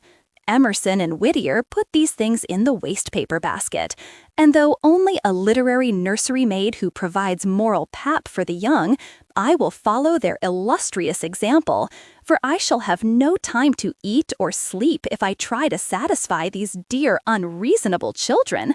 And Mrs. Jo swept away the entire batch with a sigh of relief. "I'll open the others and let you eat your breakfast in peace, liebe Mutter," said Rob, who often acted as her secretary. "Here's one from the South," and breaking an imposing seal, he read, "Madam, as it has pleased Heaven to bless your efforts with a large fortune, I feel no hesitation in asking you to supply funds to purchase a new communion service for our church. To whatever denomination you belong, you will of course respond with liberality to such a request. Respectfully yours, Mrs. XYZ Xavier." Send a civil refusal, dear. All I have to give must go to feed and clothe the poor at my gates. That is my thank offering for success. "Go on," answered his mother with a grateful glance about her happy home.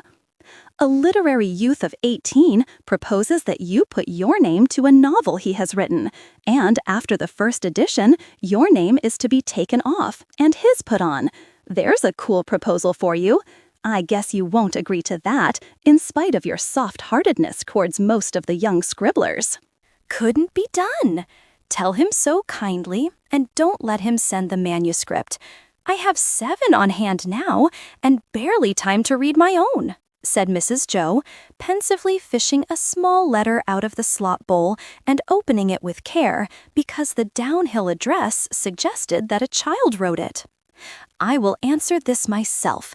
A little sick girl wants a book, and she shall have it, but I can't write sequels to all the rest to please her. I should never come to an end if I tried to suit these voracious little Oliver Twists, clamoring for more. What next, Robin?" This is short and sweet. "Dear Mrs. Bhaer, I am now going to give you my opinion of your works. I have read them all many times and call them first-rate. Please go ahead. Your admirer, Billy Babcock." Now that is what I like. Billy is a man of sense and a critic worth having, since he had read my works many times before expressing his opinion. He asks for no answer, so send my thanks and regards. Here's a lady in England with 7 girls, and she wishes to know your views upon education. Also, what careers they shall follow, the oldest being 12. Don't wonder she's worried, laughed Rob. I'll try to answer it, but as I have no girls, my opinion isn't worth much, and will probably shock her, as I shall tell her to let them run and play and build up good stout bodies before she talks about careers. They will soon show what they want, if they are let alone, and not all run in the same mold. Here's a fellow who wants to know what sort of a girl he shall marry, and if you know of any like those in your stories. Give him Nan's address and see what he'll get, proposed Ted, privately resolving to do it himself if possible. This is from a lady who wants you to adopt her child and lend her money to study art abroad for a few years. Better take it and try your hand at a girl, Mother. No, thank you. I will keep to my own line of business. What is that blotted one? It looks rather awful, to judge by the ink, asked Mrs. Jo, who beguiled her daily task by trying to guess from the outside what was inside her many letters. This proved to be a poem from an insane admirer, to judge by its incoherent style. To J.M.B. Oh, were I a heliotrope, I would play poet, and blow a breeze of fragrance to you, and none should know it. Your form like the stately elm when Phoebus gilds the morning ray, your cheeks like the ocean bed that blooms a rose in May. Your words are wise and bright, I bequeath them to you, a legacy given, and when your spirit takes its flight, may it bloom a flower in heaven. My tongue in flattering language spoke, and sweeter silence never broke in busiest street or loneliest glen. I take you with the flushes of my pen. Consider the lilies how they grow. They toil not, yet are fair. Gems and flowers and Solomon's seal. The geranium of the world is J.M. Bhaer. James. While the boys shouted over this effusion, which is a true one, their mother read several liberal offers from budding magazines for her to edit them gratis. One long letter from a young girl, inconsolable because her favorite hero died, and would dear Mrs. Bhaer rewrite the tale and make it end good? Another from an irate boy denied an autograph, who darkly foretold financial ruin and loss of favor if she did not send him and all other fellows who asked autographs, photographs, and autobiographical sketches. A minister wished to know her religion, and an undecided maiden asked which of her two lovers she should marry. These samples will suffice to show a few of the claims made on a busy woman's time, and make my readers pardon Mrs. Jo if she did not carefully reply to all. That job is done. Now I will dust a bit and then go to my work. I'm all behindhand, and cereals can't wait, so deny me to everybody, Mary. I won't see Queen Victoria if she comes today. And Mrs. Bhaer threw down her napkin as if defying all creation. I hope the day will go well with thee, my dearest, answered her husband, who had been busy with his own voluminous correspondence. I will dine at college with Professor Plock, who is to visit us today. The Junglings can lunch on Parnassus, so thou shalt have a quiet time. And smoothing the worried lines out of her forehead with his goodbye kiss, the excellent man marched away, both pockets full of books, an old umbrella in one hand, and a bag of stones for the geology class in the other. If all literary women had such thoughtful angels for husbands, they would live longer and write more. Perhaps that wouldn't be a blessing to the world, though, as most of us write too much now, said Mrs. Jo, waving her feather duster to her spouse, who responded with flourishes of the umbrella as he went down the avenue. Rob started for school at the same time, looking so much like him with his books and bag and square shoulders and steady air that his mother laughed as she turned away, saying heartily, "Bless both my dear professors, for better creatures never lived."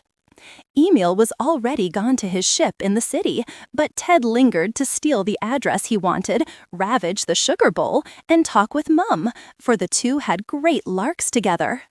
Mrs. Jo always arranged her own parlor, refilled her vases, and gave the little touches that left it cool and neat for the day. Going to draw down the curtain, she beheld an artist sketching on the lawn, and groaned as she hastily retired to the back window to shake her duster. At that moment, the bell rang, and the sound of wheels was heard in the road. "I'll go. Mary lets him in," and Ted smoothed his hair as he made for the hall. "Can't see anyone. Give me a chance to fly upstairs," whispered Mrs. Jo, preparing to escape. But before she could do so, a man appeared at the door with a card in his hand. Ted met him with a stern air, and his mother dodged behind the window curtains to bide her time for escape.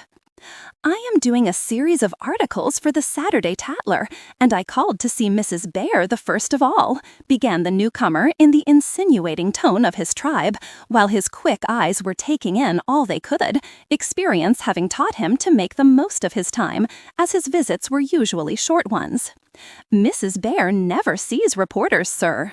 "But a few moments will be all I ask," said the man, edging his way farther in. "You can't see her, for she is out," replied Teddy, as a backward glance showed him that his unhappy parent had vanished, through the window, he supposed, as she sometimes did when hard bedstead. "Very sorry. I'll call again. Is this her study? Charming room." And the intruder fell back on the parlor, bound to see something and bag a fact if he died in the attempt. "It is not," said Teddy, gently but firmly backing him down the hall, devoutly hoping that his mother had escaped round the corner of the house. "If you could tell me Mrs. Bhaer's age and birthplace, date of marriage, and number of children, I should be much obliged," continued the unabashed visitor as he tripped over the doormat. "She is about 60, born in Nova Zembla, married just 40 years ago today, and has 11 daughters. Anything else, sir?" And Ted's sober face was such a funny contrast to his ridiculous reply that the reporter owned himself routed and retired laughing, just as a lady followed by 3 beaming girls came up the steps. "We are all the way from Oshkosh and couldn't go home without seeing dear Aunt Jo. My girls just admire her works and lot on getting a sight of her. I know it's early, but we are going to see Holmes and Longfellow and the rest of the celebrities, so we ran out here first thing. Mrs. Erastus Kingsbury Parmalee of Oshkosh, tell her. We don't mind waiting. We can look round a spell if she ain't ready to see folks yet." All this was uttered with such rapidity that Ted could only stand gazing at the buxom damsels, who fixed their 6 blue eyes upon him so beseechingly that his native gallantry made it impossible to deny them a civil reply at least. "Mrs. Bhaer is not visible today, out just now, I believe, but you can see the house and grounds if you like," he murmured, falling back as the 4 pressed in, gazing rapturously about them. "Oh, thank you. Sweet, pretty place, I'm sure. That's where she writes, ain't it? Do tell me if that's her picture. Looks just as I imagined her." With these remarks, the ladies paused before a fine engraving of the on Mrs. Norton, with a pen in her hand and a rapt expression of countenance, likewise a diadem and pearl necklace. Keeping his gravity with an effort, Teddy pointed to a very bad portrait of Mrs. Jo, which hung behind the door and afforded her much amusement. It was so dismal, in spite of a curious effect of light upon the end of the nose and cheeks, as red as the chair she sat in. "This was taken for my mother, but it is not very good," he said, enjoying the struggles of the girls not to look dismayed at the sad difference between the real and the ideal. The youngest, aged 12, could not conceal her disappointment and turned away, feeling as so many of us have felt when we discover that our idols are very ordinary men and women. "I thought she'd be about 16 and have her hair braided in 2 tails down her back. I don't care about seeing her now," said the honest child, walking off to the hall door, leaving her mother to apologize and her sisters to declare that the bad portrait was perfectly lovely, so speaking and poetic, you know, specially about the brow. Come, girls, we must be going if we want to get through today. You can leave your albums and have them sent when Mrs. Bhaer has written a sentiment in 'em. We are 1,000 times obliged. Give our best love to your ma and tell her we are so sorry not to see her." Just as Mrs. Erastus Kingsbury Parmalee uttered the words, her eye fell upon a middle-aged woman in a large checked apron with a handkerchief tied over her head, busily dusting an end room which looked like a study. "One peep at her sanctum since she is out," cried the enthusiastic lady, and swept across the hall with her flock before Teddy could warn his mother, whose retreat had been cut off by the artist in front, the reporter at the back of the house, for he hadn't gone, and the ladies in the hall. "They've got her," thought Teddy, in comical dismay. "No use for her to play housemaid since they've seen the portrait." Mrs. Jo did her best, and, being a good actress, would have escaped if the fatal picture had not betrayed her. Mrs. Parmalee paused at the desk, and regardless of the meerschaum that lay there, the man's slippers close by, and a pile of letters directed to Prof. F. Bhaer, she clasped her hands, exclaiming impressively, "Girls, this is the spot where she wrote those sweet, those moral tales which have thrilled us to the soul. Could I take one morsel of paper, an old pen, a postage stamp even, as a memento of this gifted woman?" "Yes'm, help yourselves," replied the maid, moving away with a glance at the boy, whose eyes were now full of merriment he couldn't suppress. The oldest girl saw it, guessed the truth, and a quick look at the woman in the apron confirmed her suspicion. Touching her mother, she whispered, "Ma, it's Mrs. Bhaer herself. I know it is." "No? Yes, it is. Well, I do declare, how nice that is." And hastily pursuing the unhappy woman, who was making for the door, Mrs. Parmalee cried eagerly, "Don't mind us, I know you're busy, but just let me take your hand and then we'll go." Giving herself up for lost, Mrs. Jo turned and presented her hand like a tea-tray, submitting to have it heartily shaken, as the matron said, with somewhat alarming hospitality, "If ever you come to Oshkosh, your feet won't be allowed to touch the pavement, for you'll be born in the arms of the populace. We shall be so dreadful glad to see you." Mentally resolving never to visit that effusive town, Jo responded as cordially as she could, and having written her name in the albums, provided each visitor with a memento, and kissed them all round, they at last departed, to call on Longfellow, Holmes, and the rest, who were all out, it is devoutly to be hoped. "You villain! Why didn't you give me a chance to whip away? Oh, my dear, what fibs you told that man! I hope we shall be forgiven our sins in this line, but I don't know what is to become of us if we don't dodge. So many against one isn't fair play." And Mrs. Jo hung up her apron in the hall closet with a groan at the trials of her lot. "More people coming up the avenue! Better dodge while the coast is clear. I'll head them off," cried Teddy, looking back from the steps as he was departing to school. Mrs. Jo flew upstairs, and having locked her door, calmly viewed a young ladies' seminary camp on the lawn, and, being denied the house, proceed to enjoy themselves by picking the flowers, doing up their hair, eating lunch, and freely expressing their opinion of the place and its possessors before they went. A few hours of quiet followed, and she was just settling down to a long afternoon of hard work when Rob came home to tell her that the Young Men's Christian Union would visit the college, and 2 or 3 of the fellows whom she knew wanted to pay their respects to her on the way. "It is going to rain, so they won't come, I dare say, but Father thought you'd like to be ready in case they do call. You always see the boys, you know, though you harden your heart to the poor girls," said Rob, who had heard from his brother about the morning visitations. "Boys don't gush, so I can stand it.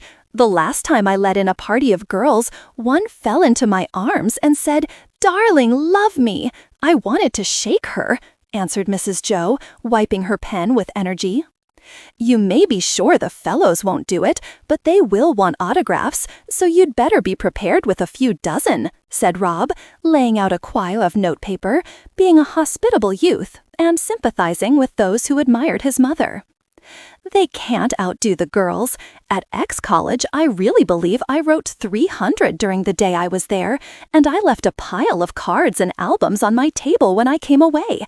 It is one of the most absurd and tiresome manias that ever afflicted the world."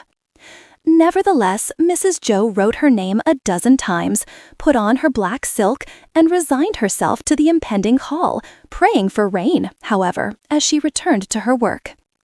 The shower came, and feeling quite secure, she rumpled up her hair, took off her cuffs, and hurried to finish her chapter, for 30 pages a day was her task, and she liked to have it well done before evening. Josie had brought some flowers for the vases and was just putting the last touches when she saw several umbrellas bobbing down the hill. "They are coming, Auntie. I see Uncle hurrying across the field to receive them," she called at the stair foot. "Keep an eye on them and let me know when they enter the avenue. It will take but a minute to tidy up and run down," answered Mrs. Jo. Scribbling away for dear life, because cereals wait for no man, not even the whole Christian Union in mass. "There are more than 2 or 3. I see half a dozen at least," called Sister Anne from the hall door. "No, a dozen, I do believe. Auntie, look out! They are all coming. What shall we do?" And Josie quailed at the idea of facing the black throng rapidly approaching. "Mercy on us, there are hundreds. Run and put a tub in the back entry for their umbrellas to drip into. Tell them to go down the hall and leave them, and pile their hats on the table. The tree won't hold them all. No use to get mats, my poor carpets." And down went Mrs. Jo to prepare for the invasion, while Josie and the maids flew about dismayed at the prospect of so many muddy boots. On they came, a long line of umbrellas, with splashed legs and flushed faces underneath, for the gentlemen had been having a good time all over the town, undisturbed by the rain. Professor Bhaer met them at the gate and was making a little speech of welcome when Mrs. Jo, touched by their bedraggled state, appeared at the door, beckoning them in. Leaving their host to orate bareheaded in the wet, the young men hastened up the steps, merry, warm, and eager, clutching off their hats as they came, and struggling with their umbrellas, as the order was passed to march in and stack arms. Tramp, tramp, tramp, down the hall went 75 pairs of boots. Soon, 75 umbrellas dripped sociably in the hospitable tub, while their owners swarmed all over the lower part of the house, and 75 hearty hands were shaken by the hostess without a murmur, though some were wet, some very warm, and nearly all bore trophies of the day's ramble. One impetuous party flourished a small turtle as he made his compliments. Another had a load of sticks cut from noted spots, and all begged for some memento of Plumfield. A pile of cards mysteriously appeared on the table with a written request for autographs. And despite her morning vow, Mrs. Jo wrote everyone, while her husband and boys did the honors of the house. Josie fled to the back parlor, but was discovered by exploring youths, and mortally insulted by one of them, who innocently inquired if she was Mrs. Bhaer. The reception did not last long, and the end was better than the beginning, for the rain ceased, and a rainbow shone beautifully over them as the good fellows stood upon the lawn singing sweetly for a farewell. A happy omen, that bow of promise arched over the young heads, as if heaven smiled upon their union, and showed them that above the muddy earth and rainy skies the blessed sun still shone for all. 3 cheers, and then away they went, leaving a pleasant recollection of their visit to amuse the family as they scraped the mud off the carpets with shovels and emptied the tub half full of water. Nice, honest, hard-working fellows, and I don't begrudge my half-hour at all, but I must finish, so don't let anyone disturb me till tea time, said Mrs. Jo, leaving Mary to shut up the house, for Papa and the boys had gone off with the guests, and Josie had run home to tell her mother about the fun at Aunt Jo's. Peace reigned for an hour. Then the bell rang, and Mary came giggling up to say, "A queer kind of a lady wants to know if she can catch a grasshopper in the garden." "A what?" cried Mrs. Jo, dropping her pen with a blot, for of all the odd requests ever made, this was the oddest. "A grasshopper, ma'am. I said you was busy, and asked what she wanted, and says she, 'I've got grasshoppers from the grounds of several famous folks, and I want one from Plumfield to add to my collection. Did you ever?' And Mary giggled again at the idea. 'Tell her to take all there are and welcome. I shall be glad to get rid of them, always bouncing in my face and getting in my dress,' laughed Mrs. Jo. Mary retired, to return in a moment, nearly speechless with merriment.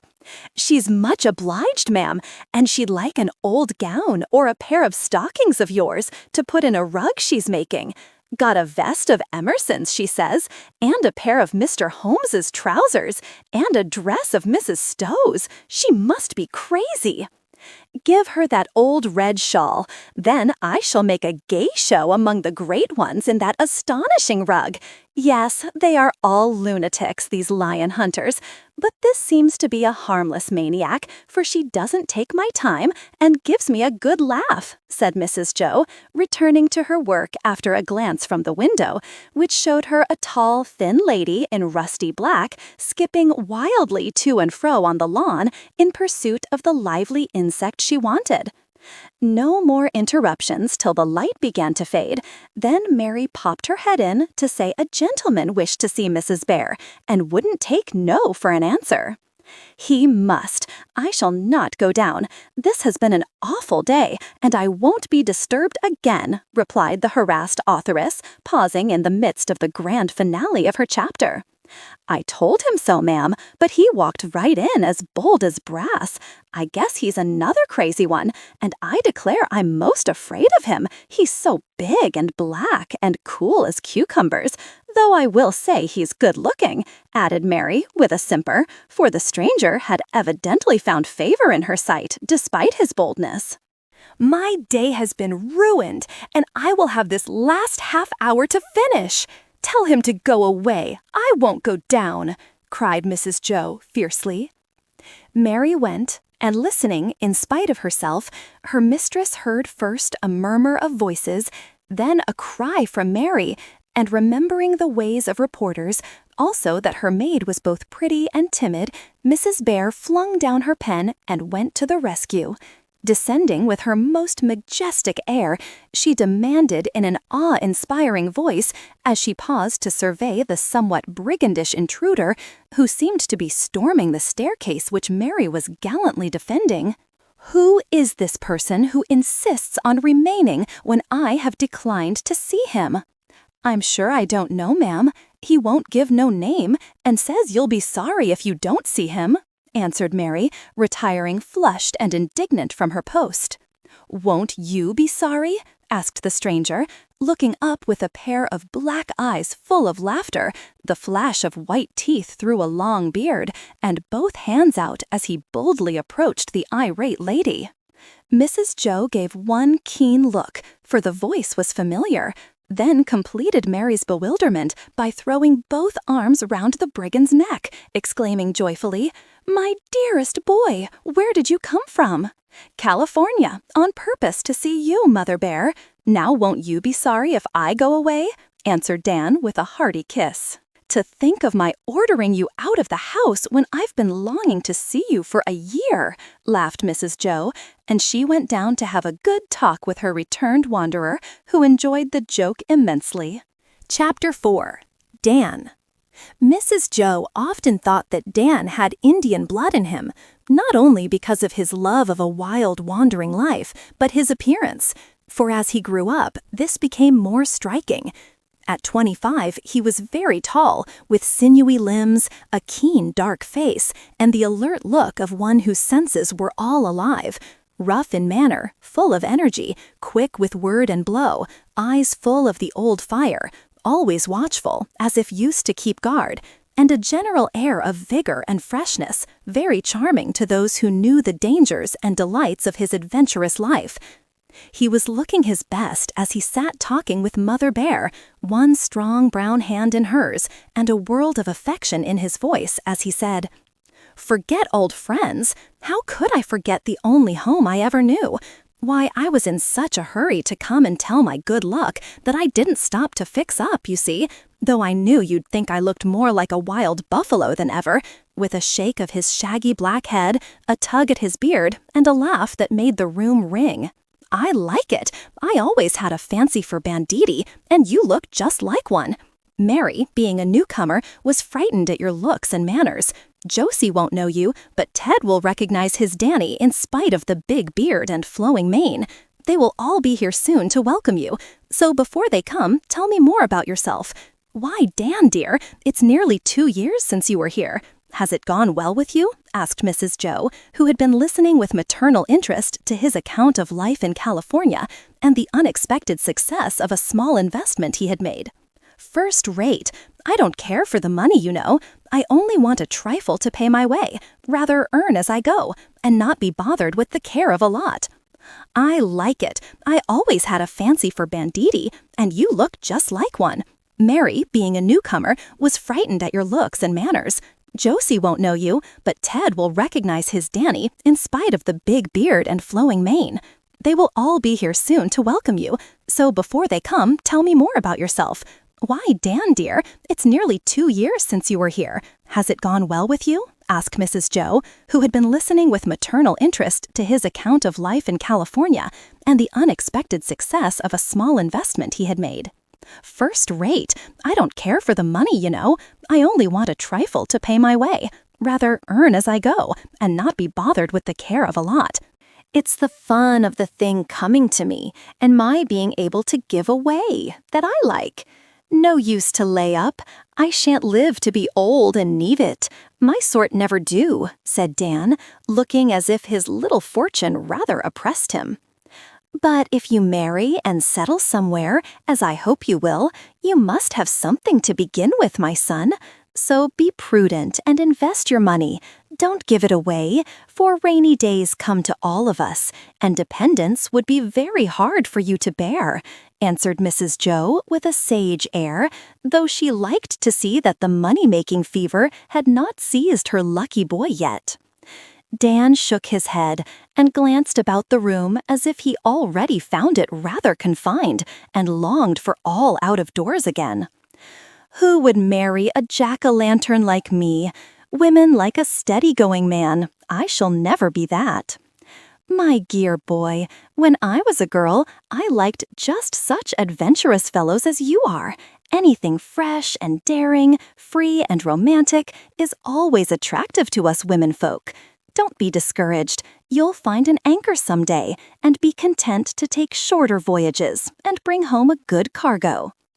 "What should you say if I brought you an Indian squaw someday?" asked Dan, with a glimmer of mischief in the eyes that rested on a marble bust of Galatea, gleaming white and lovely in the corner. "Welcome her heartily, if she was a good one. Is there a prospect of it?" And Mrs. Jo peered at him with the interest which even literary ladies take in love affairs. "Not at present, thank you. I'm too busy to gallivant, as Ted calls it. How is the boy?" asked Dan, skillfully turning the conversation as if he had had enough of sentiment.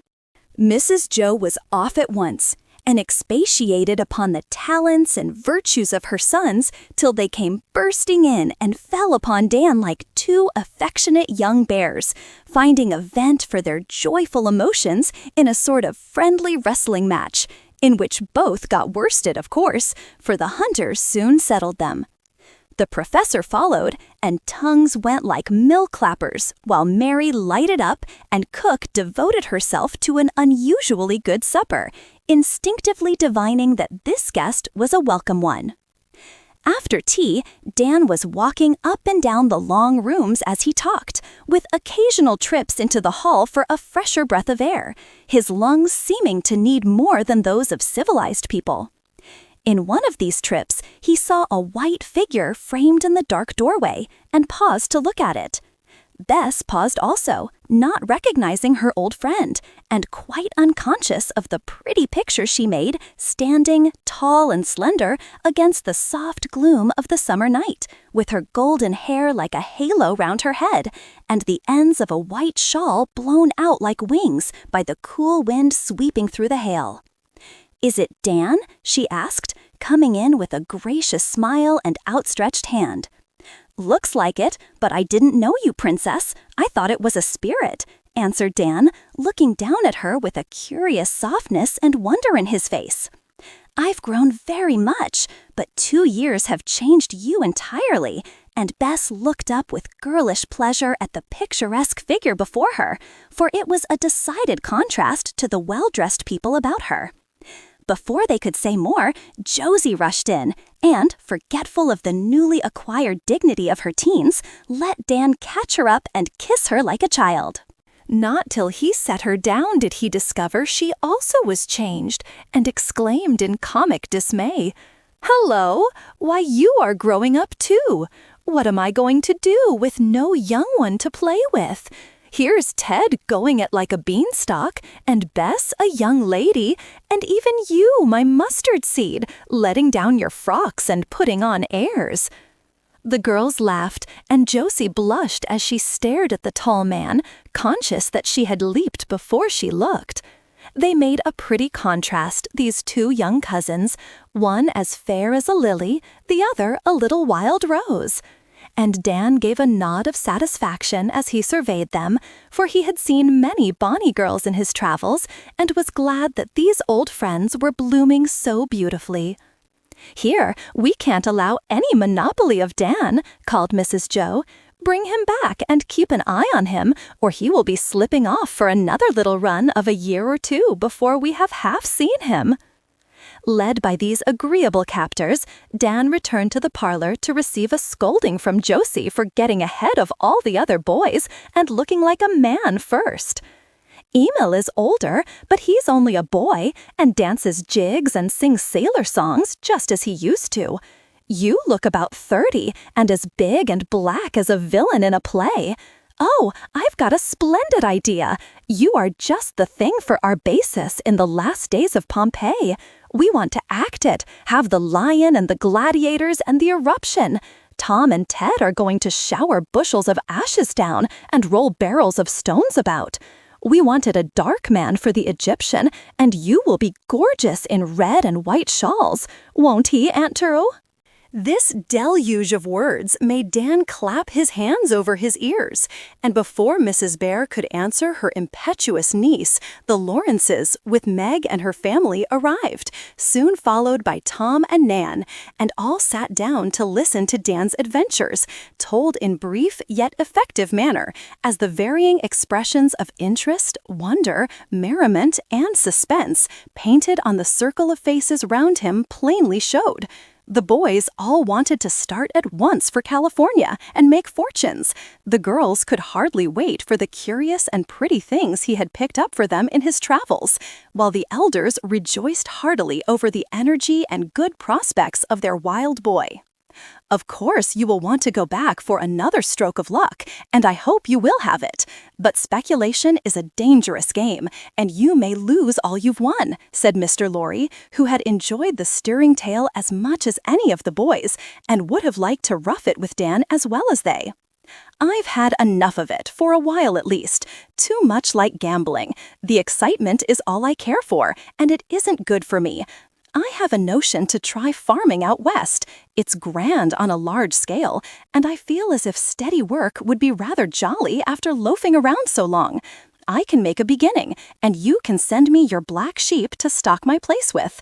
I tried sheep farming in Australia and know something about black ones anyway." A laugh chased away the sober look in Dan's face as he ended, and those who knew him best guessed that he had learned a lesson there in San Francisco and dared not try again. "That is a capital idea, Dan," cried Mrs. Jo, seeing great hope in this desire to fix himself somewhere and help others. "We shall know where you are and can go and see you and not have half the world between us. I'll send my Ted for a visit. He's such a restless spirit. It would do him good." With you, he would be safe while he worked off his surplus energies and learned a wholesome business. "I'll use the shovel and de hoe like a good one if I get a chance out there, but the Speranza mines sound rather jollier," said Ted, examining the samples of ore Dan had brought for the professor. "You go and start a new town, and when we are ready to swarm, we will come out and settle there. You will want a newspaper very soon, and I like the idea of running one myself much better than grinding away as I do now," observed Demi, panting to distinguish himself in the journalistic line. "We could easily plant a new college there. These sturdy Westerners are hungry for learning and very quick to see and choose the best," added ever-young Mr. March, beholding with his prophetic eye many duplicates of their own flourishing establishment springing up in the wide West. "Go on, Dan. It is a fine plan, and we will back you up.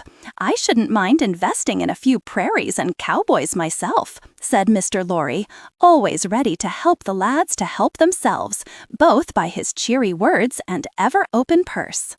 "A little money sort of ballasts a fellow, and investing it in land anchors him. For a while, at least.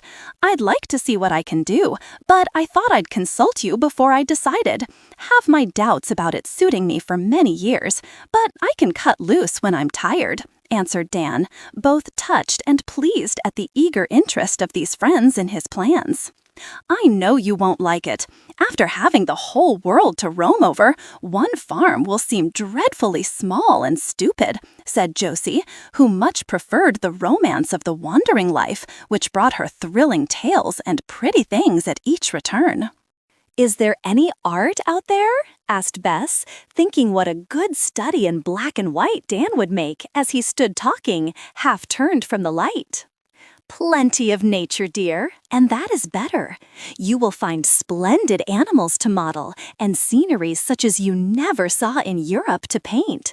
Even prosaic pumpkins are grand out there. You can play Cinderella in one of them, Josie, when you open your theater in Dansville," said Mr. Lorry, anxious that no cold water should be thrown on the new plan. Stage-struck Josie was caught at once, and being promised all the tragic parts on the yet unbuilt stage, she felt a deep interest in the project and begged Dan to lose no time in beginning his experiment. Bess also confessed that studies from nature would be good for her, and wild scenery improve her taste, which might grow over-nice if only the delicate and beautiful were set before her.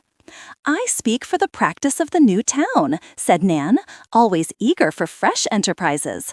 "I shall be ready by the time you get well started. Towns grow so fast out there."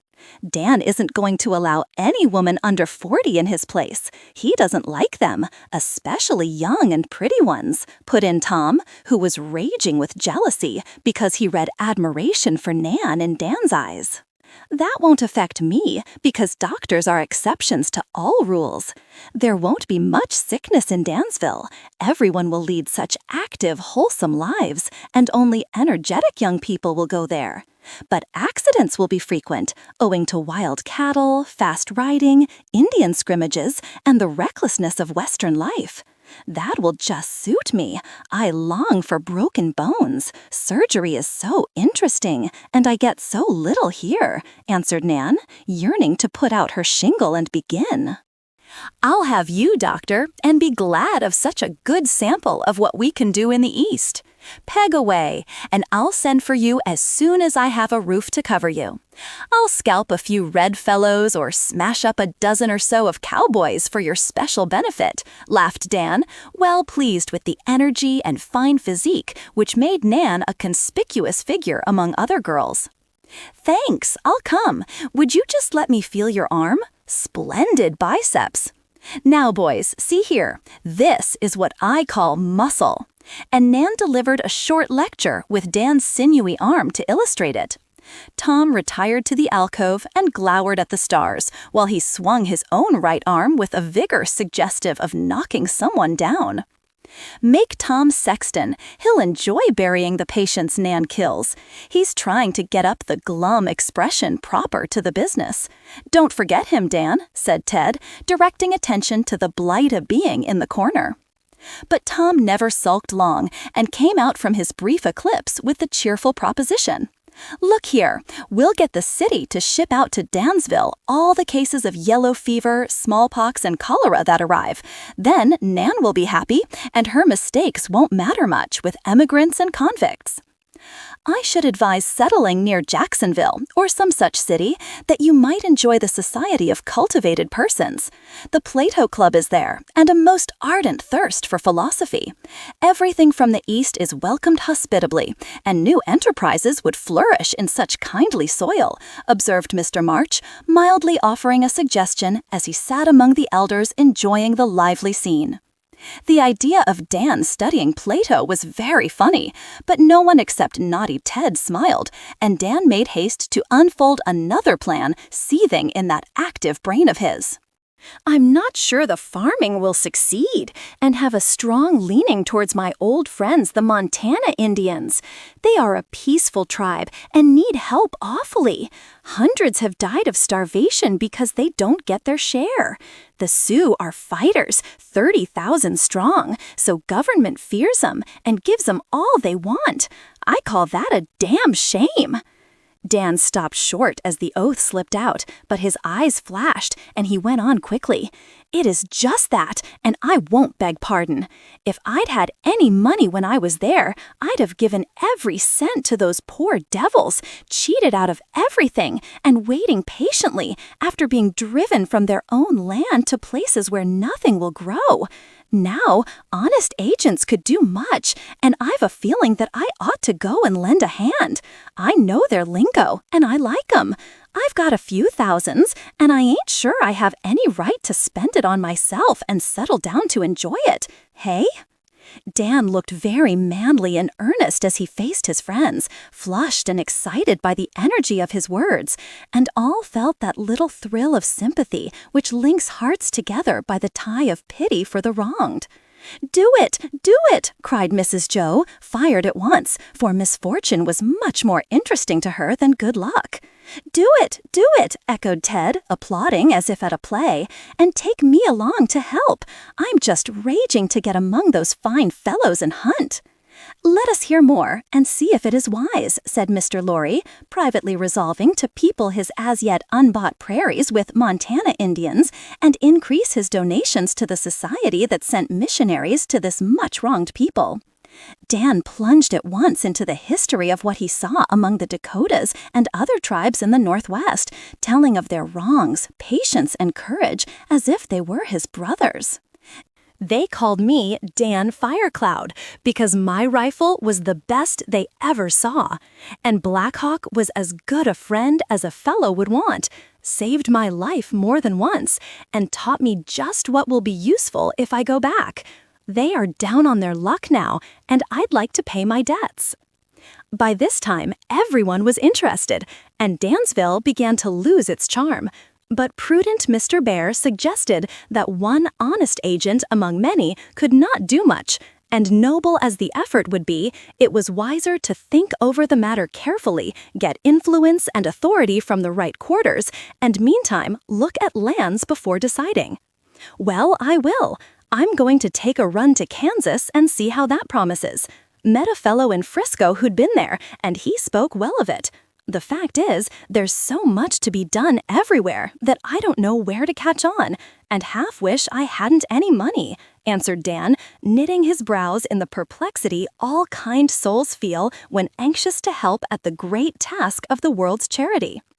"I'll keep it for you till you decide. You are such an impetuous lad, you'll give it to the first beggar that gets hold of you. I'll turn it over while you are prospecting and hand it back when you are ready to invest. Shall I?" asked Mr. Lorry, who had learned wisdom since the days of his own extravagant youth. "Thank ye, sir. I'd be glad to get rid of it. You just hold on till I say the word, and if anything happens to me this time, keep it to help some other scamp as you helped me. This is my will, and you all witness it. Now I feel better." And Dan squared his shoulders as if relieved of a burden, after handing over the belt in which he carried his little fortune. "Thank ye, sir. I'd be glad to get rid of it. You just hold on till I say the word, and if anything happens to me this time, keep it to help some other scamp as you helped me. This is my will, and you all witness it. Now I feel better." And Dan squared his shoulders as if relieved of a burden, after handing over the belt in which he carried his little fortune.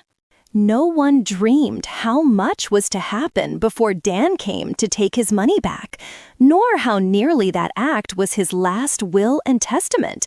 And while Mr. Lorry was explaining how he would invest it, a cheery voice was heard singing, "Oh, Peggy was a jelly lass, ye heave ho, boys, ye heave ho. She never grudged her Jack a glass, ye heave ho, boys, ye heave ho. And when he sailed the raging main, she faithful was unto her swain, ye heave ho, boys, ye heave ho." Emil always announced his arrival in that fashion, and in a moment he came hurrying in with Nat, who had been giving lessons in town all day. It was good to see the latter beam at his friend as he nearly shook his hand off. Better still to see how Dan gratefully remembered all he owed Nat and tried to pay the debt in his rough way. And best of all, to hear the two travelers compare notes and reel off yarns to dazzle the landlubbers and homekeepers. After this addition, the house would not contain the gay youngsters, so they migrated to the piazza and settled on the steps, like a flock of night-loving birds. Mr. March and the professor retired to the study. Meg and Amy went to look after the little refection of fruit and cake which was to come, and Mrs. Jo and Mr. Lorry sat in the long window listening to the chat that went on outside. "There they are, the flower of our flock," she said, pointing to the group before them. "The others are dead or scattered, but these 7 boys and 4 girls are my especial comfort and pride. Counting Alice Heath, my dozen is made up, and my hands are full trying to guide these young lives as far as human skill can do it." When we remember how different they are from what some of them came, and the home influences about others, I think we may feel pretty well satisfied so far, answered Mr. Lorry soberly, as his eyes rested on one bright head among the black and brown ones, for the young moon shone alike on all. "I don't worry about the girls. Meg sees to them, and is so wise and patient and tender they can't help doing well. But my boys are more care every year, and seem to drift farther away from me each time they go," sighed Mrs. Jo. "They will grow up, and I can only hold them by one little thread, which may snap at any time, as it has with Jack and Ned. Dolly and George still like to come back, and I can say my word to them, and dear old Franz is too true ever to forget his own. But the 3 who are soon going out into the world again, I can't help worrying about. Emil's good heart will keep him straight, I hope, and a sweet little cherub sits up aloft to look out for the life of poor Jack. Nat is to make his first flight, and he's weak in spite of your strengthening influence, and Dan is still untamed. I fear it will take some hard lesson to do that. He's a fine fellow, Jo, and I almost regret this farming project. A little polish would make a gentleman of him, and who knows what he might become here among us," answered Mr. Lorry, leaning over Mrs. Bhaer's chair, just as he used to do years ago when they had mischievous secrets together. "It wouldn't be safe, Teddy. Work and the free life he loves will make a good man of him, and that is better than any amount of polish, with the dangers an easy life in a city would bring him. We can't change his nature, only help it to develop in the right direction. The old impulses are there and must be controlled, or he will go wrong. I see that, but his love for us is a safeguard, and we must keep a hold on him till he is older or has a stronger tie to help him." Mrs. Jo spoke earnestly, For knowing Dan better than anyone else, she saw that her colt was not thoroughly broken yet, and feared while she hoped, knowing that life would always be hard for one like him. She was sure that before he went away again, in some quiet moment, he would give her a glimpse of his inner self, and then she could say the word of warning or encouragement that he needed. So she bided her time, studying him meanwhile, glad to see all that was promising, and quick to detect the harm the world was doing him. She was very anxious to make a success of her firebrand because others predicted failure.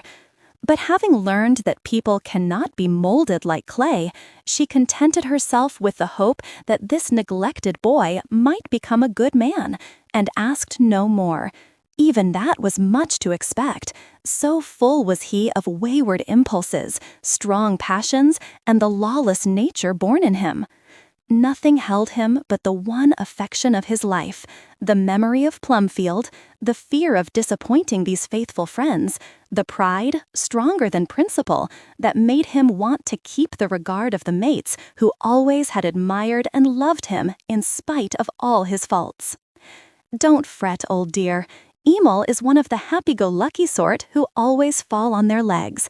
I'll see to Nat, and Dan is in a good way now. Let him take a look at Kansas, and if the farm plan loses its charm, he can fall back on poor Lo and really do good out there.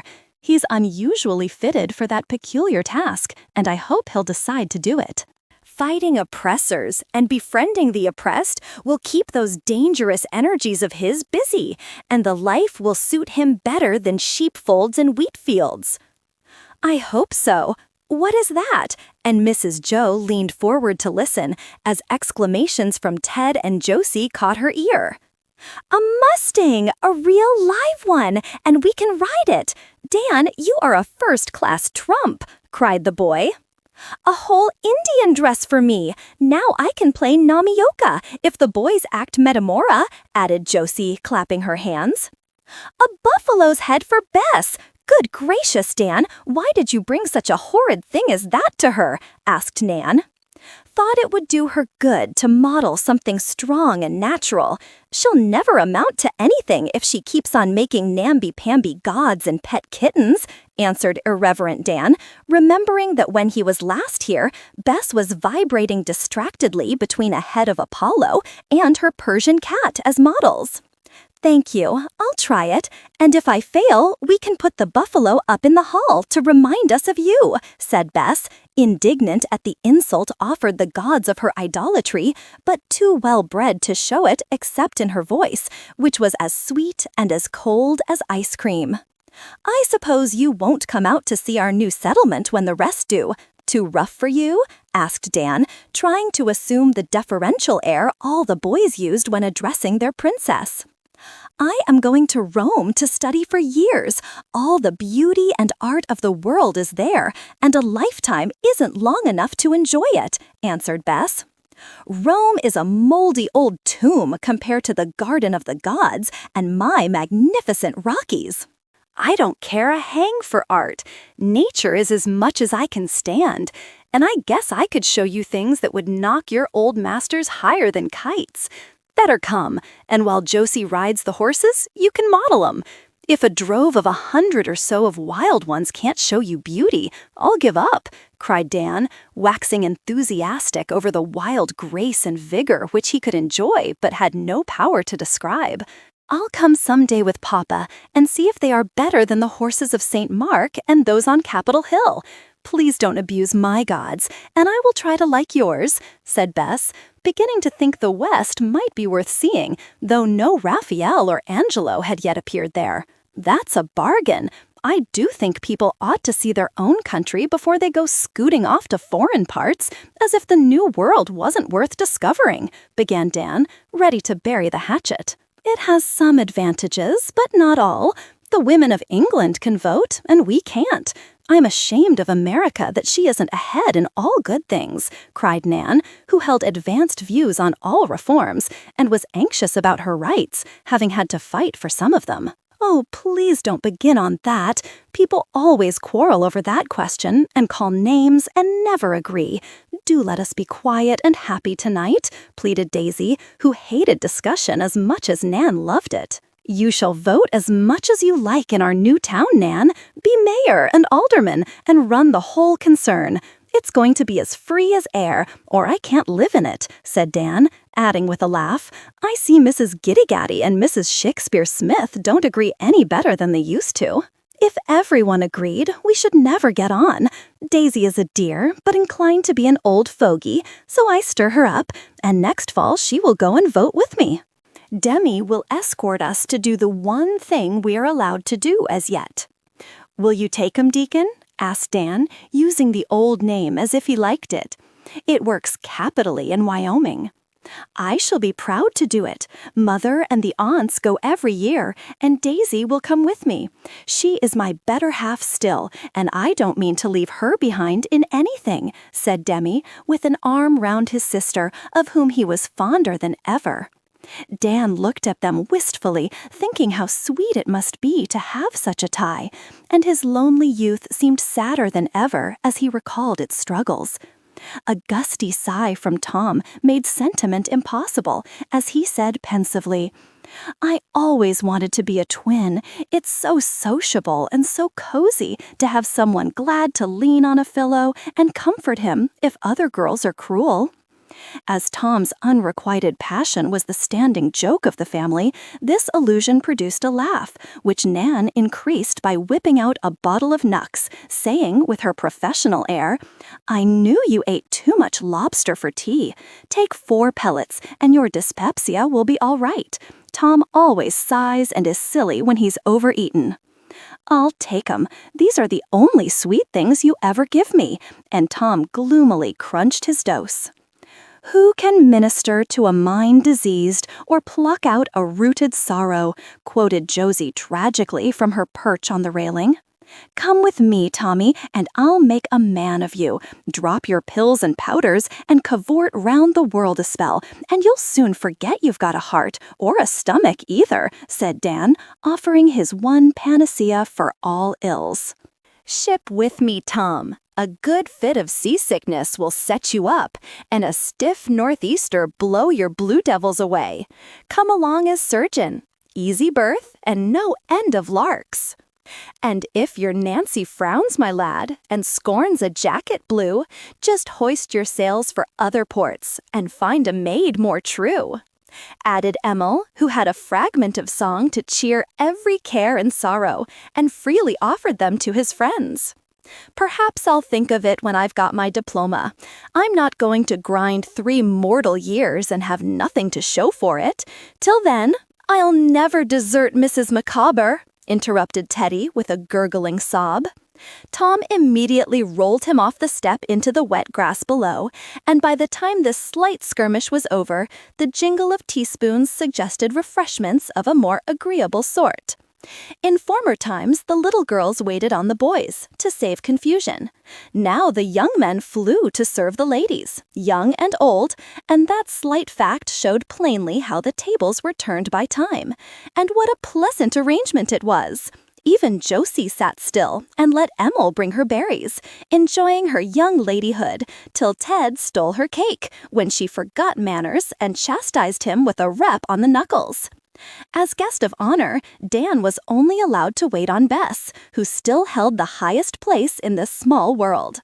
Tom carefully selected the best of everything for Nan, to be crushed by the remark, I never eat at this hour, and you will have a nightmare if you do.